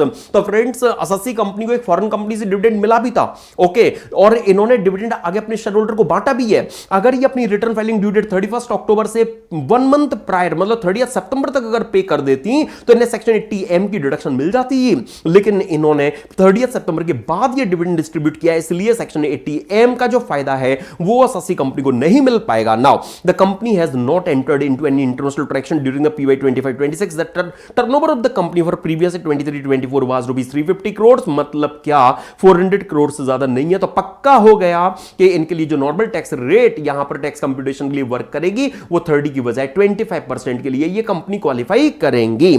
Okay friends, तो बस हमने जो भी यहां पर डिस्कशन किया हर एक पॉइंट के लिए जो ट्रीटमेंट फ्रेंड्स हमने यहां पर डिस्कस किया, आप नेट प्रॉफिट उठाएंगे और उस ट्रीटमेंट को उस पर अप्लाई करके टोटल इनकम तक इजीली पहुंच जाएंगे। और टोटल इनकम पर जब टैक्स निकालने की बात आएगी तो वो इक्विटी ओरिएंटेड फंड वाली जो यूनिट की इनकम थी, हाँ, उस इनकम के रेस्पेक्ट में माय डियर फ्रेंड्स 112A के हिसाब से आप टैक्स निकालेंगे। नॉर्मल इनकम पर आप 25% की रेट से जो टैक्स है वो वहां पर चेक करेंगे। ओके, इसी तरह से आपको इनकी जो टोटल इनकम है वो इजीली पता लग जाएगी। एंड टैक्स लायबिलिटी का जो फिगर है उस तक आप इजीली पहुंच पाएंगे। अच्छा, यहां कुछ भी आपको माय डियर फ्रेंड्स अलग से देखने को नहीं मिलेगा सॉल्यूशन में, बिलीव मी। यहां इस केस में ये जो टोटल इनकम की फिगर है सिंस इनकी 1 करोड़ से कम है, इसलिए सरचार्ज यहां पर पिक्चर में नहीं आ पाएगा। 4% से ऐसा एवरग्रीन है वो यहां पर जरूर पिक्चर में लाया जाएगा। अब इसी क्वेश्चन में फ्रेंड्स आपसे क्या यहां और रिक्वायर किया गया है, will it be beneficial for the company to opt the concessional rates in AY 26-27 instead of paying tax under regular provisions of the income tax act. तो फ्रेंड्स सबसे पहले तो मैं यहां पर यह कह दूं कि कंसेशनल रेट्स की अगर बात कर रहे हैं तो मतलब 115BAA, सर सेक्शन 115BAB क्यों नहीं? क्योंकि 115BAB के लिए जरूरी है क्वेश्चन में ये गिवन हो कि ये 1 अक्टूबर 2019 onwards company formed and registered होनी चाहिए, ऐसा कहीं पर यहां गिवन नहीं है। ओके फ्रेंड्स, और 115BAA एवरग्रीन सेक्शन है ना, तो 115BAA वो याद है वो जहां पर टैक्स रेट 22% गिवन है। लेकिन अगर ये कंपनी 115BAA में जाएगी तो इनको 3 सैक्रिफाइस करने पड़ेंगे। क्या क्या सर? एक तो एडिशनल डेप्रिसिएशन छोड़ना पड़ेगा, ओके, एक तो एडिशनल डेप्रिसिएशन छोड़ना पड़ेगा। दूसरा सेक्शन 35(2)AA में जो उनका वो नेशनल लेबोरेटरी वाला जो कंट्रीब्यूशन था वो इन्हें छोड़ना पड़ेगा। तीसरा 80GGB से हाथ धोना पड़ेगा। ओके, ये 3 इनके जो बेनिफिट है वो टोटल इनकम में रिवर्स किए जाएंगे। फिर 22% टैक्स, 10% एवरग्रीन सरचार्ज है 115BAA में वो लगेगा ही लगेगा irrespective amount of total income. Okay friends, तो देखिए ये टोटल इनकम में 3 एडजस्टमेंट किए, ये फिगर आई यहां, और जो इक्विटी ओरिएंटेड फंड की यूनिट पर 112 से जो टैक्स लगना है वो तो नॉर्मल लगेगा, लेकिन बाकी पर 22%, 10% सरचार्ज फिक्स है और 4% सेस तो एवरग्रीन है वो लगेगा ही। और हम राउंड ऑफ करने के बाद जब फिगर चेक करेंगे तो वो हमारे नॉर्मल प्रोविजंस के टैक्सेस से ज्यादा आ रही है, इसलिए ये एडवाइजेबल है कि आप 115BAA में मत जाइए। राइट ना फ्रेंड्स, आइए अब मैं ले चलता हूं आपको थोड़ा आगे। ट्रस्ट से रिलेटेड क्वेश्चन देखिए, examine the following independent case scenarios of the charitable trust institution based on the provisions of IT act. पहली situation, Sahitya charitable trust having its main object as medical relief earned the following income during the previous 25-26। क्या? Income from tax free bonds issued under Indian railway finance corporation limited. Friends जो 10(15) में normal SSC के लिए exempted आपको पता होना चाहिए। Agriculture income 4,25,000 जो आपको पता है 10(1) में एक नॉर्मल एसएससी के लिए एग्जेम्प्टेड है। Now the trust claims exemption under section 10(1) and 10(15) in respect of its agriculture income and interest income respectively without complying with the condition laid down under section 11। तो माय डियर फ्रेंड्स, अगर हमारे ये जो SSC trust है, अगर ये section 11 की exemption की अगर बात कर रहे हैं तो 12AB में ये रजिस्टर्ड भी होंगे। और अगर इन्होंने सेक्शन 11 to 13 का स्पेशल टैक्सेशन रिजीम जो एप्लीकेशन बेस्ड मिलता है वो अगर चूज किया है तो याद उठाइए सेक्शन 11 सबसेक्शन 7 क्या बोलता है कि आपको सेक्शन 10 की एग्जेम्पशन नहीं मिलेंगी, आपको एप्लीकेशन बेस्ड एग्जेम्पशन ही लेनी पड़ेंगी, आपको सेक्शन 10 की एग्जेम्पशन नॉर्मल नहीं मिलेंगी। हालांकि कुछ एक्सेप्शन है जिसमें सेक्शन 10 क्लॉज 1 एक्सेप्शन के तौर पर ट्रस्ट के लिए अवेलेबल है। तो मतलब क्या वो एग्रीकल्चर इनकम के रिस्पेक्ट में तो सेक्शन 11 की एग्जेम्पशन के लिए एलिजिबल होंगे, क्योंकि सेक्शन 11(7) में उनको सेक्शन 10 क्लॉज 1 का एक्सेप्शन प्रोवाइड किया गया है। तो उन्हें फ्रेंड्स जो एग्रीकल्चर इनकम है उसके रिस्पेक्ट में तो हम कह सकते हैं जो सेक्शन 10 क्लॉज 1 की एग्जामिशन है वो मिल सकेगी, लेकिन जो इंटरेस्ट इनकम है उसके रिस्पेक्ट में अगर वो चाहे कि सेक्शन 10 क्लॉज 15 मिल जाए, नहीं मिल पाएगा, वो उन्हें एप्लीकेशन बेस्ड ही क्लेम करना पड़ेगा। राइट ना फ्रेंड्स? आइए जरा मैं अब आपको लेकर चलता हूं थोड़ा आगे। याद आया ना आपको सेक्शन 11(7) क्या बोलता है कि आपको सेक्शन 10 की एग्जामिशन नॉर्मली नहीं मिलेंगी, कुछ एक्सेप्शन है। एक्सेप्शन में सेक्शन 10 क्लॉज 1 की एग्रीकल्चर इनकम की exemption as an exception available है, तो वो हम अवेलेबल करा रहे हैं उनको। हां, बाकी सेक्शन 10 की एग्जामिशन उनको यहां जैसे 10, 15 की वो चाहे नहीं मिल पाएगी। देन अगली सिचुएशन देखिए, Vidya Jyoti educational trust registered under section 12AB owns a building used for educational activities during the year. One floor was given on rent to a private coaching institution owned by the wife of the founder of the trust.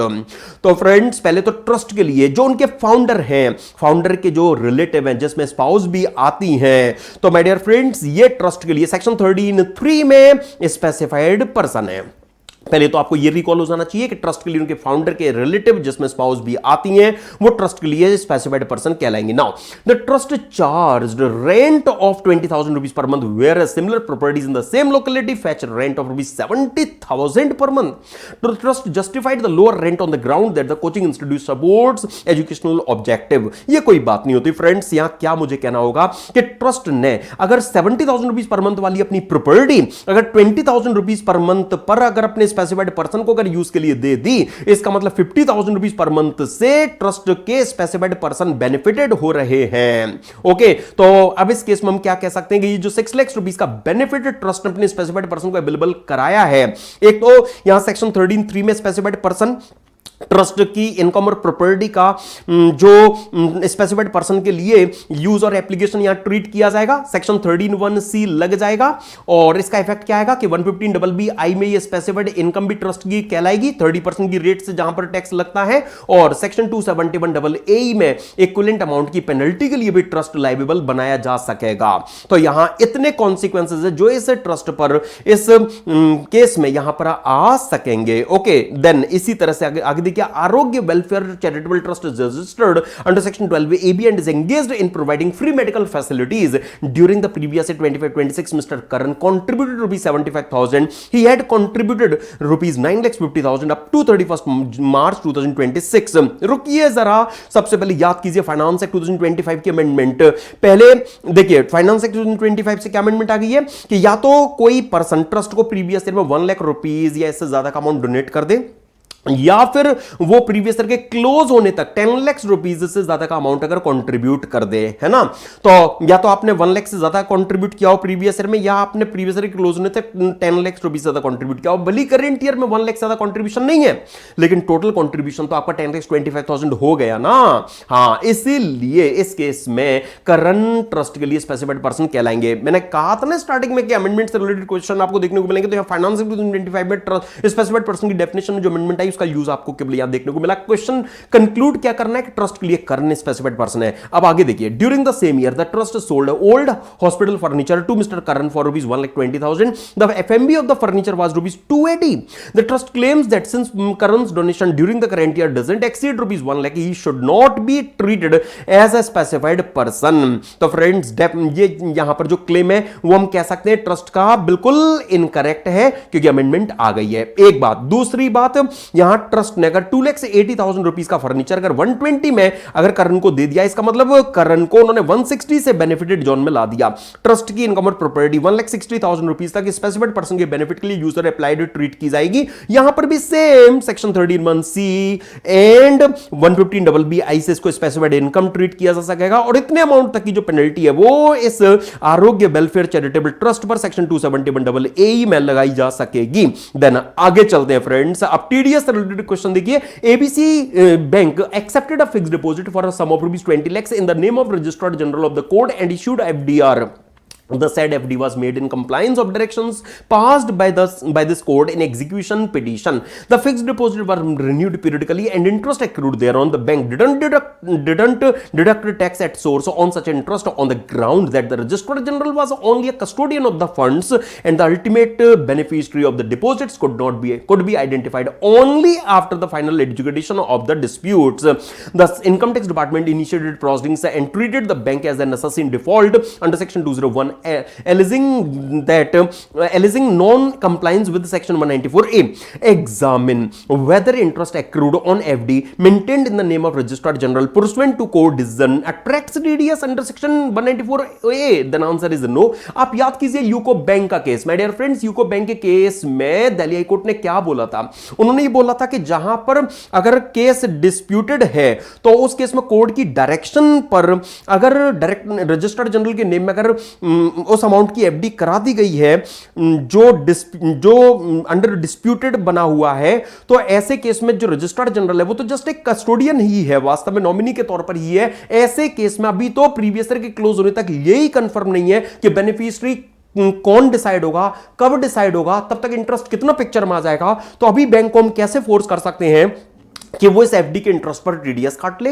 Registered general जो beneficiary है ही नहीं, उसके form 26 S में वो TDS reflect हो, वो अपनी ITR में उसका क्लेम लें, ये तो बिल्कुल इलॉजिकल हो जाएगा. तो बोर्ड ने भी फ्रेंड्स यूको बैंक के केस में दिल्ली हाईकोर्ट की इस जजमेंट को कंसीडरेशन में लेते हुए जो डिसीजन दिया, इनफैक्ट बोर्ड ने भी अपने सभी असेसिंग ऑफिसर को यही डायरेक्शन दी है क्या कि जब तक फाइनल डिसीजन नहीं आ जाता तब तक ऐसे केस में जो टैक्स डिडक्शन है उसे पिक्चर में नहीं लाया जाएगा. तो जब हम 194A से related my dear friends clarifications discuss कर रहे थे तो वहां हमने यूको बैंक का ये जो केस है वो डिस्कस किया भी था कि सिंस प्रीवियस क्लोज होने तक ना बेनिफिशियरी ना कितना अमाउंट कब मिलेगा कुछ भी तो सर्टेनेबल नहीं है, इसलिए इस स्टेज पर जो टैक्स डिडक्शन है वो पिक्चर में नहीं आएगा. हां, जब कोर्ट के द्वारा फाइनल डिसीजन दे दिया जाएगा, बेनिफिशियरी डिसाइड हो जाएगा, तब उस टाइम पर बैंक के द्वारा जो टैक्स डिडक्शन है वो पिक्चर में लाया जाएगा, बट नॉट बिफोर दैट, उससे पहले नहीं. तो इस केस में हम कह सकते हैं कि इनकम टैक्स डिपार्टमेंट की जो प्रोसीडिंग्स है वो इनवैलिड है, राइट. बैंक का जो क्लेम और एक्ट है वो बिल्कुल करेक्ट है. यही चीजें आपको आंसर में देखने को मिलेंगी. और आइए अगले क्वेश्चन में ले चलता हूं. Messrs green earth resources limited is engaged in extraction and sale of forest produce and minerals during 25-26 it sold timber obtained under forest lease to Messrs Buildwell Infrastructure Private Limited and sold scrap generated from such operations to a resident scrap dealer.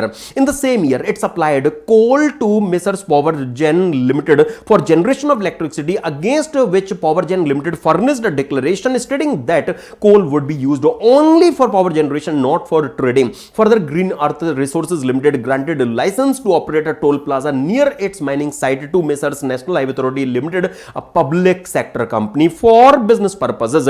All amounts were debited to respective parties' accounts before actual receipt. Examine the applicability or otherwise of tax collection of tax at source in respect of each transaction. तो friends एक एक करके देखिए जरा चीजों को. अब सबसे पहले अगर मिस्टर्स ग्रीन अर्थ रिसोर्सेज ने जो timber obtained under forest lease थी वो अगर मिस्टर बिल्डवेल को अगर सेल की, तो फ्रेंड्स इस सेल पर जहां पहले टीसीएस 2.5% हुआ करता था, फाइनेंस एक्ट 2025 से रेट को घटाकर 2% कर दिया गया, तो ग्रीन अर्थ की ड्यूटी होगी कि वो 2% से जो टीसीएस है वो इस सेल ऑफ टिम्बर पर यहां बिल्डवेल से कलेक्ट करें. इसके बाद में उन्होंने जो स्क्रैप बेचा है उस स्क्रैप पर, माय डियर फ्रेंड्स याद उठाइए, आपने 206C में ही 1% का जो सेल ऑफ स्क्रैप पर जो टैक्स कलेक्शन है वो देख रखा है. तो यहां जो ग्रीन अर्थ है उसकी ड्यूटी होगी कि वो स्क्रैप डीलर से 1% से जो टैक्स कलेक्शन है उसको अंजाम दे. लेकिन जो यहां पर उन्होंने कोल जो सेल किया है, किस लिए सेल किया है, वो एक्चुअली पावर जेन ने किस लिए लिया है, तो वो लिया है for generation of electricity, not for trading. और इसकी उन्होंने एक डिक्लेरेशन भी दे रखी है. तो ऐसे केस में याद कीजिए सेक्शन 206C में जो एग्जेम्पशन दी गई है कि इस तरह के केस में जो टैक्स कलेक्शन है वो पिक्चर में नहीं लाया जाएगा, जहां पर बायर के द्वारा अगर ये कोल अगर फॉर जनरेशन ऑफ पावर लिया गया है, नॉट फॉर ट्रेडिंग, इस इफेक्ट की वो डिक्लेरेशन अगर दे देते हैं तो सेलर की ड्यूटी होती है वो टीसीएस कलेक्ट ना करें. एंड फ्रेंड्स जो इन्होंने टोल प्लाजा जो लीज लाइसेंस पर दिया है एक पब्लिक सेक्टर कंपनी को, है ना फ्रेंड्स। तो ऐसे केस में जहां पब्लिक सेक्टर कंपनी अगर लेसी है, लाइसेंसी है, तो ऐसे केस में भी टैक्स कलेक्शन पिक्चर में नहीं आएगा। ये कुछ नया थोड़ी ना मैं आपके सामने रख रहा हूं, ये सारी बातें आपने माय डियर फ्रेंड्स जो टीडीएस टीसीएस को लेकर जो चीजें हमने डिस्कस की थी वहां पर आपको ये सारी बातें वहां देखने को मिली भी थी। यस फ्रेंड्स, देखिए तो यहां जो मैंने अभी जैसे टोल प्लाजा वाली जो आपके साथ में बात डिस्कस की है, तो यस देखिए, तो जहां पर लाइसेंसी अगर पब्लिक सेक्टर कंपनी को छोड़कर कोई और होती तो वहां टीसीएस पिक्चर में आता, लेकिन जहां पर अगर पब्लिक सेक्टर कंपनी अगर लेसी है तो उस केस में टैक्स कलेक्शन यहां पिक्चर में नहीं आ पाएगा। तो आइए जरा फ्रेंड्स, यही चीजें हैं जो आपको वहां सॉल्यूशन में देखने को मिलेंगी। ओके माय डियर फ्रेंड्स, तो यस, तो इस केस में जो भी सिचुएशन आपके लिए बनाई गई उन सिचुएशंस में कहां पर टीसीएस होगा, कहां पर टीसीएस नहीं होगा, हमने वो सारे केसेस यहां पर डिस्कस किए। और चलिए मैं ले चलता हूं अब आपको थोड़ा आगे। द रेगुलर असेसमेंट, अगला क्वेश्चन प्लीज देखिए। The regular assessment of miss Preeti for AY 23-24 was completed under section 143 on 16 July 2025. On 18 January 26 she received a notice issued under section 148 for income escaping assessment for AY 23-24. Further, on 25th March 26, during the pendency of such proceeding for income escaping assessment, the AO attaches the house property of Ms. Preeti. Now aggrieved Preeti seeks your opinion, being a chartered accountant, as to the circumstances under which the AO can make provisional estimate of property of the assessee. तो friends आप याद उठाइए section 281B, section 281B में हां, assessing officer assessment या reassessment की proceedings के दौरान रेवेन्यू के इंटरेस्ट को प्रोटेक्ट करने के लिए अगर नेसेसरी फील करे तो वो असेसी की प्रॉपर्टी का प्रोविजनल अटैचमेंट करने की पावर रखता है। लेकिन इसके लिए असेसिंग ऑफिसर को पहले director general, principal director general, director, principal director, chief commissioner, principal chief commissioner, commissioner या प्रिंसिपल कमिश्नर में से किसी की अप्रूवल लेनी होगी, तभी वो रेवेन्यू के इंटरेस्ट को प्रोटेक्ट करने के लिए असेसी की प्रॉपर्टी का हां असेसमेंट या रीअसेसमेंट की प्रोसीडिंग्स की पेंडेंसी के दौरान जो अटैचमेंट है वो करने की पावर रखता है। तो ये हो गई circumstance. Now the period of time for which such attachment can take place, तो नॉर्मली जो अटैचमेंट ऑर्डर है वो 6 मंथ्स के लिए होगा, याद आया फ्रेंड्स। लेकिन जो हायर अथॉरिटी अभी मैंने जो आपके सामने बोली थी वो उस एक्सटेंशन को एक्सटेंड भी कर सकती है, 2 इयर्स तक टोटल एक्सटेंशन जा सकता है, 2 इयर्स, या फिर असेसमेंट की completion, assessment reassessment as the case में भी उसके कंप्लीशन के बाद 60 days whichever is later, उतना तक जो एक्सटेंशन है वो मैक्सिमम पॉसिबल है। Can such attachment be revoked by AO and if yes how, तो फ्रेंड्स अगर प्रीति जो उनकी प्रॉपर्टी अटैच हुई है उसकी एफएमबी के इक्विवेलेंट अमाउंट की अगर शेड्यूल बैंक से अगर गारंटी एओ के यहां फर्निश कर दे तो फिर ऐसे केस में असेसिंग ऑफिसर उनकी उस अटैच्ड प्रॉपर्टी का जो अटैचमेंट है इनफैक्ट उसको रिवोक कर देंगे। ओके हां, तो वो इस तरह से जो अटैचमेंट है उसका रिवोक होना पॉसिबल है। तो ये फ्रेंड्स देखिए, discuss the relevant provisions of the law, satisfy the aggrieved assessee miss Preeti. ये इस तरह का क्वेश्चन आपको पहले भी दिया जा चुका है एग्जाम में, वो मैंने बस क्विकली आपके सामने बातें यहां पर आपको रिफ्रेश कराई। और आइए जरा पोएम से रिलेटेड क्वेश्चन रखता हूं आपके सामने। Lyman corporation is company incorporated under the laws of country X, the value of its global assets are 510 crore, the value of assets in India are 256 crore, मतलब मोर देन 50% हो गई। आप चेक कर लीजिए। Its total turnover during the PY 25-26 is country X dollar equivalent to rupees 900 crores.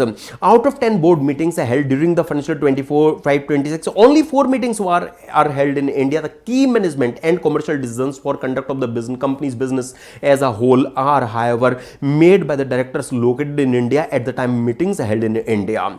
तो friends अभी जरा रुकिए, सबसे पहले तो मुझे ये कहना पड़ेगा कि ये जो लाइम इनकॉर्पोरेशन है जो कंट्री एक्स बेस्ड कंपनी, मतलब इंडिया में फॉरेन कंपनी हो गई, इसकी Indian assets 50% of total assets से लेस देन इंडिया में नहीं है, इसलिए इनका एक्टिव बिजनेस आउटसाइड इंडिया, यहां पर ये आउटसाइड इंडिया एक्टिव बिजनेस में एंगेज्ड ट्रीट नहीं की जाएंगी। ऐसे केस में एबीओआई का जो टेस्ट होता है उसमें तो ये फ्लॉप हो गई। अब इस केस में इनके पोएम के लिए हम क्या देखेंगे कि इनके जो की मैनेजमेंट एंड कमर्शियल डिसीजंस हैं वो कौन लेते हैं, तो इंडियन डायरेक्टर्स लेते हैं। कहां लेते हैं? इंडियन बोर्ड मीटिंग्स में लेते हैं। इसके बेस पर इनका जो पोएम है वो इन इंडिया कंफर्म हो गया। इसके बेस पर माय डियर फ्रेंड्स इनका पोएम इन इंडिया कंफर्म हो गया। मैं आपको याद दिलाता हूं फ्रेंड्स, फॉरेन टैक्सेशन चैप्टर में जब हम पोएम का कॉन्सेप्ट डिस्कस करते हैं, यस देखिए, तो वहां अगर सपोज कोई कंपनी जो आउटसाइड इंडिया एस्टैब्लिश्ड हुई है, अगर उनकी अगर इंडियन असेट्स टोटल असेट्स से 50% लेस देन होनी चाहिए थी, जो नहीं है हमारी गिवन क्वेश्चन में, इसलिए वो एक्टिव बिजनेस आउटसाइड इंडिया, उनका एबीओआई का जो टेस्ट है वो सेटिस्फाइड नहीं कहलाएगा। तो जहां पर not engaged in active business outside India का केस हमें देखने को मिल जाए, तो ऐसी सिचुएशन हम पोएम कैसे डिटरमाइन करेंगे? तो वे पर्सन जो की मैनेजमेंट कॉमर्शियल डिसीजंस हैं वो लेते हैं, वो आइडेंटिफाई करेंगे जो उनके इंडियन डायरेक्टर्स हैं, और कहां लेते हैं वो डिटरमाइन करेंगे। उसके बेस पर उनका जो पोएम है वो डिसाइड कर दिया जाएगा। तो यहां इस क्वेश्चन में माय डियर फ्रेंड्स जो इंडियन डायरेक्टर्स हैं, इंडियन बोर्ड मीटिंग्स में इनके जो की मैनेजमेंट कॉमर्शियल डिसीजन लेते हैं, इसलिए इनका जो पोएम है वो इन इंडिया ट्रीट किया जाएगा। तो कंपनी फॉरेन कंपनी है लेकिन पोएम इन इंडिया ट्रीट किया जाएगा, वो इंडियन रेजिडेंट कहलाएगी। लेकिन your client Hydrize limited an Indian company wishes to remit an amount towards professional fees to Lime Incorporation on which tax is required to be deducted in India, determine the residential status of Lime Incorporation for 26-27 under the income tax act. तो इनका poem in India है तो ये resident in India कहलाएंगी। लेकिन ये देखिए, advise Hydrorise Limited as to whether tax on fees for professional services paid to Lyman Corporation is to be deducted under section 194J और section 195। तो फ्रेंड्स आप याद उठाइए, बोर्ड ने जो नोटिफिकेशन इशू करके क्या क्लैरिफाई इस रिगार्ड में कर रखा है कि 194J जो इनकम स्पेसिफिक है ना, कि fees for professional services, fees for technical services, ऐसी कुछ इनकम अगर रेजिडेंट पे को पे की जाएंगी तो उन पर टीडीएस काटा जाएगा। लेकिन 195 पे ही स्पेसिफिक है कि वहां फॉरेन कंपनी या non resident non corporate person आएंगे। ओके, तो बोर्ड ने फ्रेंड्स इन द ईयर 2018 ही क्या एक क्लैरिफिकेशन इशू की कि जहां पर पे फॉरेन कंपनी है, अगर फॉरेन कंपनी पर टीडीएस के एक से अधिक प्रोविजंस अगर एप्लीकेबल हो रहे हैं, जैसे 194J सिंस ये रेजिडेंट है पोएम इन इंडिया होने की वजह से, इसलिए 194J रेजिडेंट पे के बेस पर इन पर एप्लीकेबल हो जाना चाहिए क्योंकि इनको भी फीस फॉर प्रोफेशनल सर्विसेज पे हो रही है। और दूसरा 195 क्योंकि ये फॉरेन कंपनी है इसलिए टीडीएस 195 में होना चाहिए। तो जहां फॉरेन कंपनी पर टीडीएस चैप्टर में अगर एक से अधिक प्रोविजन अगर एप्लीकेबल हो तो कौन सा प्रोविजन वर्क करेगा? जो फॉरेन कंपनी बेस्ड एग्जिस्ट कर रहा होगा, मतलब पे स्पेसिफिक जो एग्जिस्ट कर रहा होगा, दैट इज 195। तो हाइड्राइज लिमिटेड को हम क्या यहां पर गाइड करेंगे कि आपको जो टीडीएस है वो इनका सेक्शन 195 में डिडक्ट करना है। देखिए जो मैं बोल रहा हूं ना फ्रेंड्स, एग्जैक्टली उसी तरह की चीजें हैं जो आपको यहां पर आंसर में ये देखने को मिलनी है।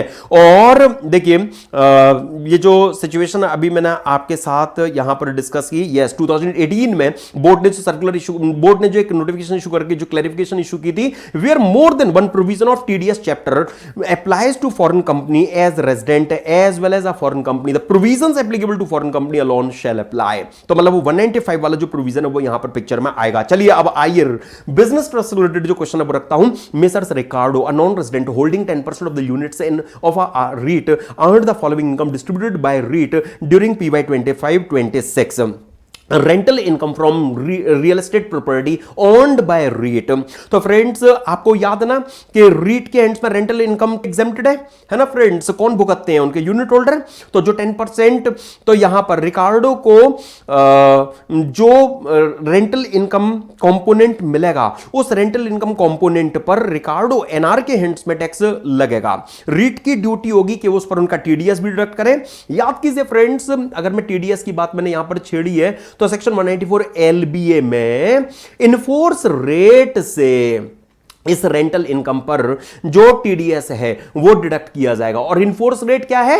अगर पे फॉरेन कंपनी होती है तो 35% plus surcharge cess as applicable, और अगर पे कोई अदर नॉन रेजिडेंट है तो उस केस में जो इनफोर्स रेट है वो क्या है? 30% टैक्स और 4% सेस, तो 31.2% से REIT की ड्यूटी होगी कि वो रेंटल इनकम कंपोनेंट पर जो टीडीएस है वो डिडक्ट करने वाले 2,51,000 रुपीज पर REIT के द्वारा रिकार्डो का जो टीडीएस है वो डिडक्ट किया जाएगा। अच्छा, अब एक फैक्ट पहले थोड़ा यहां रखता हूं। Grey limited is an Indian company in which REIT hold controlling interest. तो ग्रे लिमिटेड को हम कह सकते हैं SPB. Yes, friends, the REIT hold 100% shareholding of Grey Limited. Grey Limited doesn't exercise option under section 115BAA. तो आप देखिए interest income of REIT from Grey Limited। तो फ्रेंड्स इंटरेस्ट इनकम और डिविडेंड इनकम जो REIT को Grey Limited SPV से हो रही है वो 1023 FC में एग्जेम्प्टेड होती है। कौन भुगतते हैं?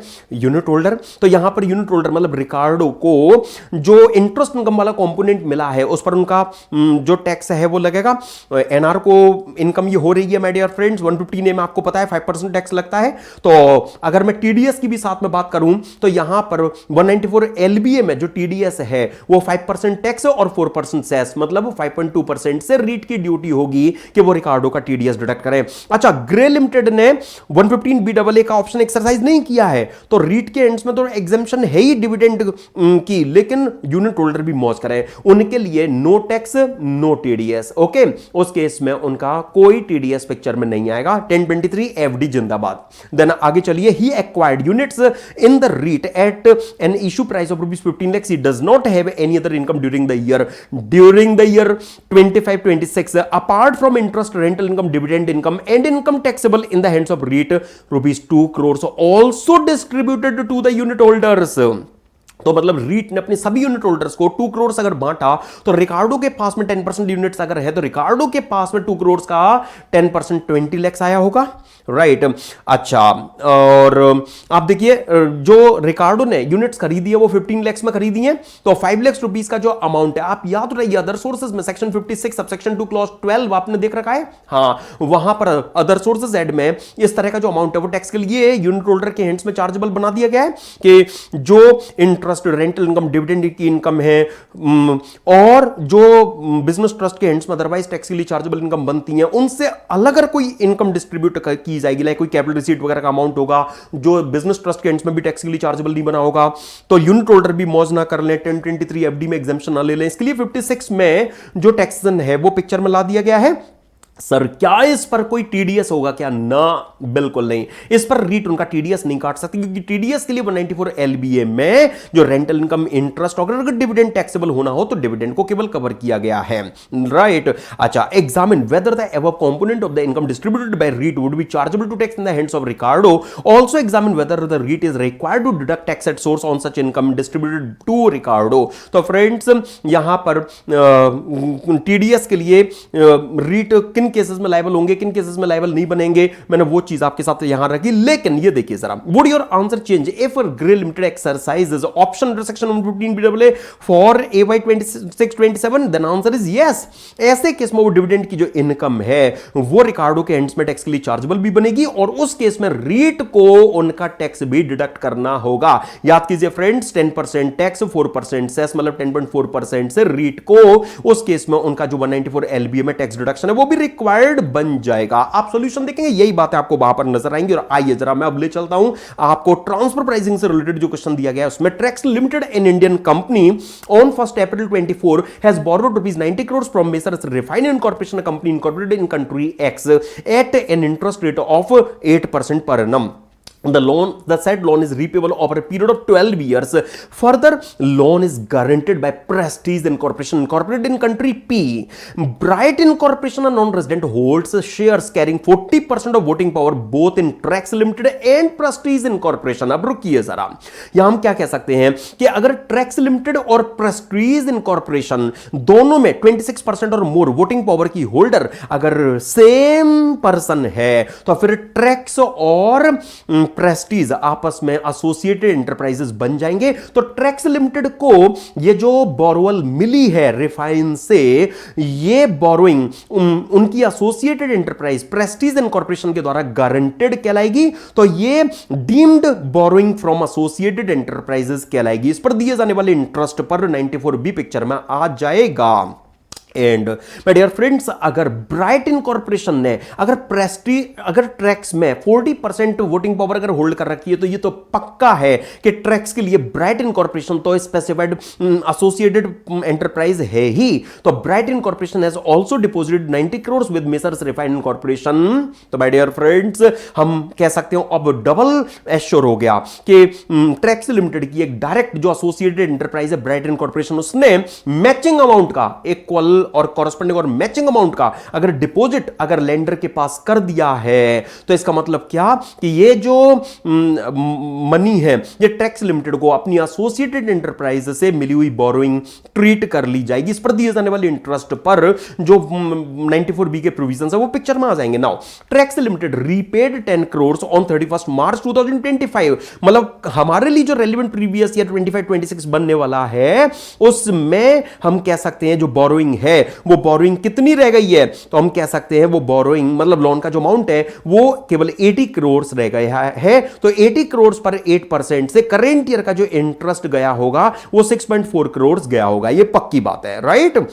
अच्छा, अब आगे देखिए जरा क्या यहां क्वेश्चन में फर्दर दिया गया, the net profit of the financial year 25-26 of tax limited was 18 crore after debiting the above interest. तो मतलब कितना इंटरेस्ट करेंट ईयर का इसमें डेबिट हुआ होगा, तो हम कह सकते हैं 6.4 करोड़ डेबिट हुआ होगा। Depreciation of rupees 4 crore and income tax of rupees 2.7 crore. तो फ्रेंड्स अब आप याद उठाइए 94B में हमें लिमिट के लिए एबिटडा की जरूरत पड़ती है और उसमें हम ये जो डेप्रिसिएशन हो गया, इंटरेस्ट हो गया और जो टैक्स का अमाउंट हो गया वो यहां पर ऐड बैक कर देंगे, राइट। इससे ही तो मैं एबिटडा पता लगेगा, उसका 30% लिमिट बनेगी। तो यहां इस केस में हम कह सकते हैं कि जो अमाउंट निकल कर आएगा वो बेसिकली क्या अमाउंट यहां पर निकल कर आएगा, तो मैं निकालता हूं आपके लिए वो अमाउंट यहां इस केस में।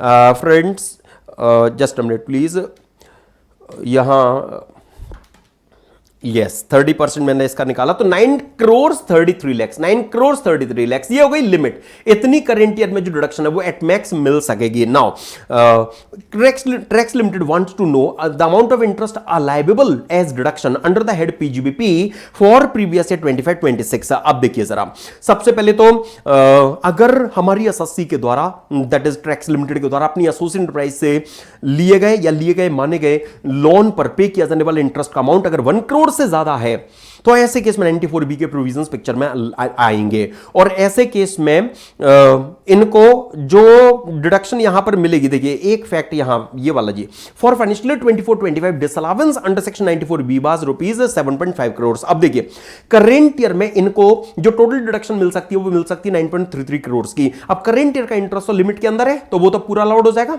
इसमें से डिसअलाउड कुछ होगा क्या, नहीं। और ब्रॉट फॉरवर्ड डिसअलाउड इंटरेस्ट कितना है 7.5 करोड़ का, क्या पूरा करेंट ईयर में अलाउड हो जाएगा क्या, नहीं। वो करेंट ईयर की लिमिट के अंदर जितना भी अमाउंट बचा हुआ है करेंट ईयर के अमाउंट को हटा के केवल उतना ही अलाउड होगा। तो 2.93 crore out of brought forward disallowed interest of last year 2.93 crore current year में अलाउड हो जाएगा। तो मतलब करेंट ईयर का जो अलाइबल इंटरेस्ट है वो फाइनली कितना कहलाएगा, तो लिमिट जितनी है उतना करेंट ईयर के लिए जो अलाइवेबल इंटरेस्ट है वो यहां पर इनका ट्रीट किया जाएगा। आप देखेंगे वही 9.33 करोड़ ये 9 करोड़ 33 लाख ये इंटरेस्ट इनका करेंट ईयर के लिए अलाइवेबल कहलाएगा। तो लास्ट ईयर से जितना ब्रॉट फॉरवर्ड था उसमें से करेंट ईयर में केवल जो बची हुई लिमिट है उतने तक यहां पर आप और क्लेम कर सकेंगे। और आइए जरा आरडीपी का जो लास्ट क्वेश्चन है डबल टैक्स रिलीफ से रिलेटेड वो रखता हूं। Mister Shrestha, a resident individual aged 34 years furnishes the following information relating to the PY 25-26 क्या gross receipt from business carried on from Jaipur rupees 26 lakhs expenditure incurred in respect of earning such receipt to the extent allowable as per the provisions of the IT Act 3,50,000। तो इनकी PGBP की income में हम 22,50,000 rupees consider कर लेंगे।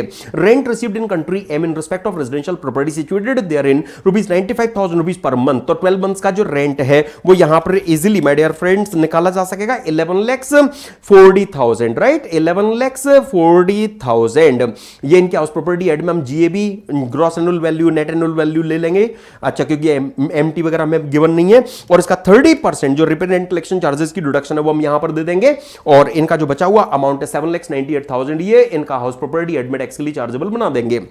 Expenditure incurred in relation to current repairs and maintenance of property ये इसका कोई यूज नहीं है। ये इनकम टैक्स एक्ट में इंडियन इनकम टैक्स एक्ट में उनकी टोटल इनकम की कंप्यूटेशन के टाइम पर इसका कोई यूज नहीं है। इनको इनकम टैक्स एक्ट में तो जो 30% रिपेयर एंड कलेक्शन चार्जेस की डिडक्शन है वो मिलनी है। Now receipt from agricultural operation in country AIIMS companies rupees 18 lakhs expenditure incurred in earning such agriculture income 850। तो सिंस ये इंडियन एग्रीकल्चर इनकम नहीं है, फॉरेन एग्रीकल्चर इनकम है, इसलिए अदर सोर्सेज में टैक्सेबल होगी, नेट बेसिस पर टैक्स के लिए चार्जेबल चार्जेबल बनाई जाएगी, तो 9,50,000 रुपीज पर हम टैक्स के लिए से चार्जेबल बनाएंगे। Then dividend income from country M को अदर सोर्सेज में ले जाएंगे। The taxation regime of country M provides the following, क्या agriculture income is exempt in country M, तो मतलब ये डबल टैक्स इनकम नहीं है, इसलिए कोई डबल टैक्सेशन रिलीफ एसएससी को नहीं मिल पाएगी।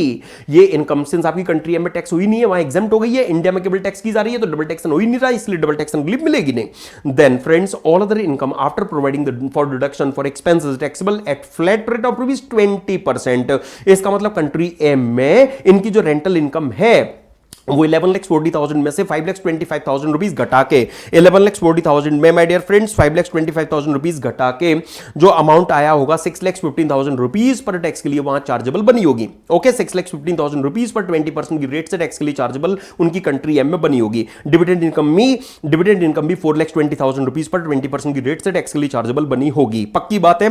तो फ्रेंड्स अब पहले तो हम हमारे एसएससी की यहां श्रेष्ठा की पहले तो हम यहां जो भी इनकी पीजीबीपी एड में टैक्स के लिए चार्जेबल इनकम बननी है, जो भी इनके हाउस प्रॉपर्टी एड में टैक्स के लिए चार्जेबल इनकम बननी है, जो भी इनके अदर सोर्सेज में इनकम टैक्स के लिए चार्जेबल बनाई जानी है, वो हम यहां पर कंसीडरेशन में लेकर टोटल इनकम टोटल टैक्स उनका जान लेंगे। ओके उससे Indian average rate of tax तक पहुंच जाएंगे और फिर इनकी डबल टैक्स रिलीफ की जब बात आएगी तो वहां पर हम इनकी इंडिया में रेंटल इनकम कितनी टैक्स कर रहे हैं, बाहर इनकी रेंटल इनकम कितनी टैक्स हुई है, जो लोअर है वो डबल टैक्स एंड रिलीफ के लिए एलिजिबल कहलाएगी। इंडिया का एवरेज रेट ऑफ टैक्स कितना है, बाहर का टैक्स रेट कितना है, जो लोअर होगा उससे रिलीफ दे दी जाएगी। इसी तरह से जो डिविडेंड इनकम है, हाँ इस डिविडेंड इनकम के रिस्पेक्ट में भी माय डियर फ्रेंड्स ये इंडिया में भी इतनी टैक्सेबल हो रही है, बाहर भी उतनी ही टैक्स के लिए चार्जेबल बनी है। बस रेट चेक करेंगे, इंडिया का अगर कम होगा तो इंडियन रेट से, नहीं तो बाहर के रेट से 20% की रेट से उनको रिलीफ अलाउ कर देंगे। आप देखिए यही थीम है जो यहां पर सॉल्यूशन में अडॉप्टेड नजर आएगी। तो पहले तो उनकी टोटल इनकम और टोटल इनकम तक नॉर्मली पहुंचते हैं, तो उनकी हाउस प्रॉपर्टी की इनकम, पीजीबीपी की income, agriculture income and dividend income, right my dear friends. इससे जीटीआई आ गई और स्लैब रेट से हमने टैक्स निकाला, इनका 4% सेस लगाया, इससे हमें जो average rate of tax in India है वो पता लग जाएगी। ओके अब बाहर का रेट कम है, मतलब इनको डबल टैक्स रिलीफ कम रेट से बाहर वाले रेट से मिलनी है। तो डबल टैक्स इनकम क्या है, रेंटल इनकम उनकी इंडिया में टैक्स के लिए चार्जेबल बन रही है 798 पर, बाहर टैक्स के लिए चार्जेबल बनी है 615। तो मतलब ये अमाउंट दोनों जगह टैक्सेबल हो रहा है, इतना अमाउंट उनका बाहर भी टैक्स हुआ है, इंडिया में भी टैक्स हो रहा है ना। इंडिया में इससे ज्यादा टैक्स हो रहा है, मतलब इतना तो इंडिया में भी टैक्स हो रहा है। तो 615 इनकी डबल टैक्स इनकम होगी out of rental income. Dividend income तो सेम, बाहर भी टैक्स हुई है, इंडिया में भी टैक्स हुई है। तो ये इनकी टोटल डबल टैक्स इनकम हो गई। इंडिया का बाहर का रेट कम है, इससे इनको जो रिलीफ है वो दे दी जाएगी। और इसके बाद में फ्रेंड्स नेट टैक्स लायबिलिटी आ जाएगी। लास्ट फिगर 5 रुपीज से ज्यादा होता है तो नेक्स्ट तक राउंड ऑफ कर लेते हैं, वो हमने यहां पर कर लिया। एग्रीकल्चर इनकम के रिस्पेक्ट में इनको डबल टैक्स रिलीफ नहीं मिल पाएगी, क्योंकि आपको पता है एग्रीकल्चर इनकम उनकी दो जगह टैक्स हो ही नहीं रही है। एग्रीकल्चर इनकम उनकी माय डियर फ्रेंड्स आपने क्वेश्चन में भी देखा था कंट्री एम में एग्जेम्प्टेड बनी हुई है, राइट। तो आपको बस total income and net tax liability SSC की निकालनी थी। ओके सेक्शन 91 में जहां पर यूनिलैटरल रिलीफ है उसके हिसाब से, और ये 115 बीएससी में ही है, तो 115 बीएससी के रेट से हमने वो टैक्स और एवरेज रेट ऑफ टैक्स वहां पर भी सॉल्यूशन में चेक किए। तो हां अब मैं कह सकता हूं केस आरटीपी में जो भी आपको केस सिनेरियोज और descriptive questions my dear friends दिए गए थे वो हमने इन ऑल यहां पर डिस्कस एंड कंप्लीट कर लिए हैं। आई होप ये जो सेशन है वो आपके लिए यूजफुल रहा होगा, और मैं कोशिश करूंगा इसी तरह की कुछ और रेलिवेंट जो चीजें हैं वो आपके साथ में शेयर करूं अगले वीडियो में। तब तक goodbye to you, take care, thanks a lot to you.